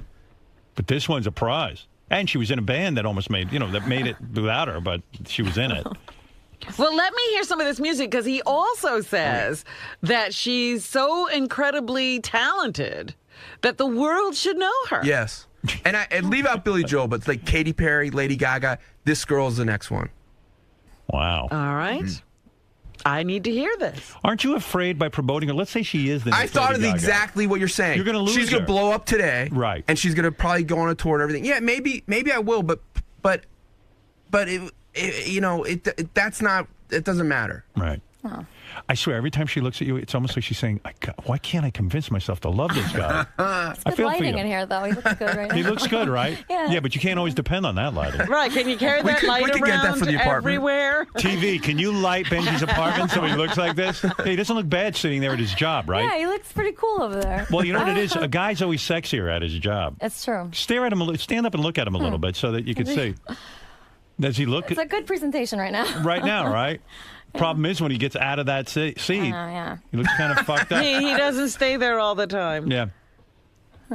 You're looking, right? I see you looking, trying to be attractive. You're trying to find it. It just sucks because the guys that I think are like so hot, they're such jerks, you know? Right. So it's like really messed up. Yeah. Yeah. Well, force yourself to love him.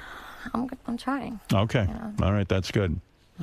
Marianne, who used to be Benji's obsession. This is another girl. Have you ever met her? I love Marianne. Yeah, Marianne, she's awesome. yeah. Hi, Marianne. Hey, Howard. Hi, Lisa. Hey, Marianne. So, Ben, I love you. But this is Marianne Part 2 plus a guitar. Okay? I mean, it's not happening. Right. Marianne, explain to him, why didn't you fuck Benji? He worked on you for years. Okay. He is so sweet. We're like best friends now. Like we go to each other's family holidays, but that's what I wanted the whole time. But it took years to get it to the point where he could just accept it as that. But like, I'm like her. Like, I like the hot guy. I go for the bad boy. You know, if someone just automatically wants you and falls for you and you're sort of an obsession, the minute you sleep with them, that's gone. Marianne, was there anything Benji could have done to become the bad boy, the one that you would have wanted? Oh, God. I don't think so. He's too sweet. Too sweet. All right. So if he even was a dickhead, but then he's got his looks to contend with, too.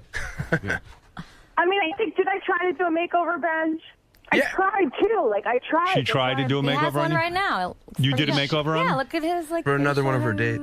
Yeah. He I had a date he also went on, and he had. Oh my God. She wants me to be there. You're sounding. Why do You know, Richard Nixon did this with Pat, I think, And he where did he win would her. drive her to her date on her date, I'll wait and for he you. eventually got her. Do you want me to start driving? Let me drive you to your date, Pat. I'll sit here while you fuck that college stud. I want to see Benji's heart broken. Dude, this No, is a she's heartbreak. being- I'm very You're going, nice to Benji. She's being completely honest to me. I know, but you're going on dates with her? Fucking No, man up. I didn't want to, but she begged me to. Dude, look at me. If a girl ever said to me, I've been in bad situations, but no girl's ever said to me, I want you to come on a She date with begged me. me to go, Let me so. tell you, I would never get into that. I know, Wouldn't and happen. She begged I me got to too go. much pride. All right. I do Ben, too. it's a little bit of an obsession, it is. You're obsessed with her. Do you think Benji likes to get with women? He sets himself up that women he can never attain, and that's his ultimate prize. No, that's just all Have you women. ever seen her naked? Accidentally, not partially on Skype once. Is it awesome? She's beautiful. She's one of the. She's gorgeous. Yeah, of course. But I What didn't would see her you do to naked. her? She was What like in is her it bra. you tell her you would do to her when you're private? Because you've explained to her what it is you would do to her. What would you do to her? I would try to make her super, super happy every single day. Super wet. Happy. No, but sexually, what would you How do does to her? that happen? I'm not going to go into that now. Why? You told her. I don't know, because that's not where we're at right now. Cunnilingus, right? That's your thing. In other words, I don't. Have you ever said to her, listen, let me just lick you down there and see if you can get into it? I'm going to try that later this week. Has she ever said that to you? Hasn't? I don't think so. Not He yet. said it to me. I can picture him doing that. Like going, listen, I'm telling you, if I lick you, you'll get turned on. Well, we But made he it. does say that to people. Well, I we think made he actually did say we that. had a I'm conversation like that gonna cover because his better this is where the asexual thing comes from, and I don't believe that anymore completely. But like, Elisa is very like she's. I don't think she's. Have you ever had an orgasm with a guy? Yes, Benji. Oh, she told me no. Well, of course she told you no. It's just, you know, I don't want to really talk about that stuff like late night over Skype. And Oh, but it's like, I don't want He to like wants to talk get- All right, sexy, so you know? I didn't know, but when I believed her. Did when you she jerk told me. off to her? No, I haven't You've jerked never off to her. closed your eyes and thought about her and jerked off? I really don't think I have. Lying. I'm saying I don't know why. I'm jerking off to her now. Why aren't you? I don't know. All right, I'm not. I. It's not. I don't know. I look at her pictures and I think she's beautiful. Right. And I see her and I think she's beautiful. You used to jerk off to Marianne, didn't you? I don't think. Oh, I know she's popped in my head, but I don't think. Like I've said before, like Not it's to hard completion. to compete with like Tube Galore and stuff. Those videos. Right. Let's go to Carlos. You're on the air. Go ahead, Carlos in the Bronx. Hey now. Hey now. Benji, you're fucking delusional. This woman will not fuck you. She's not going to be with you.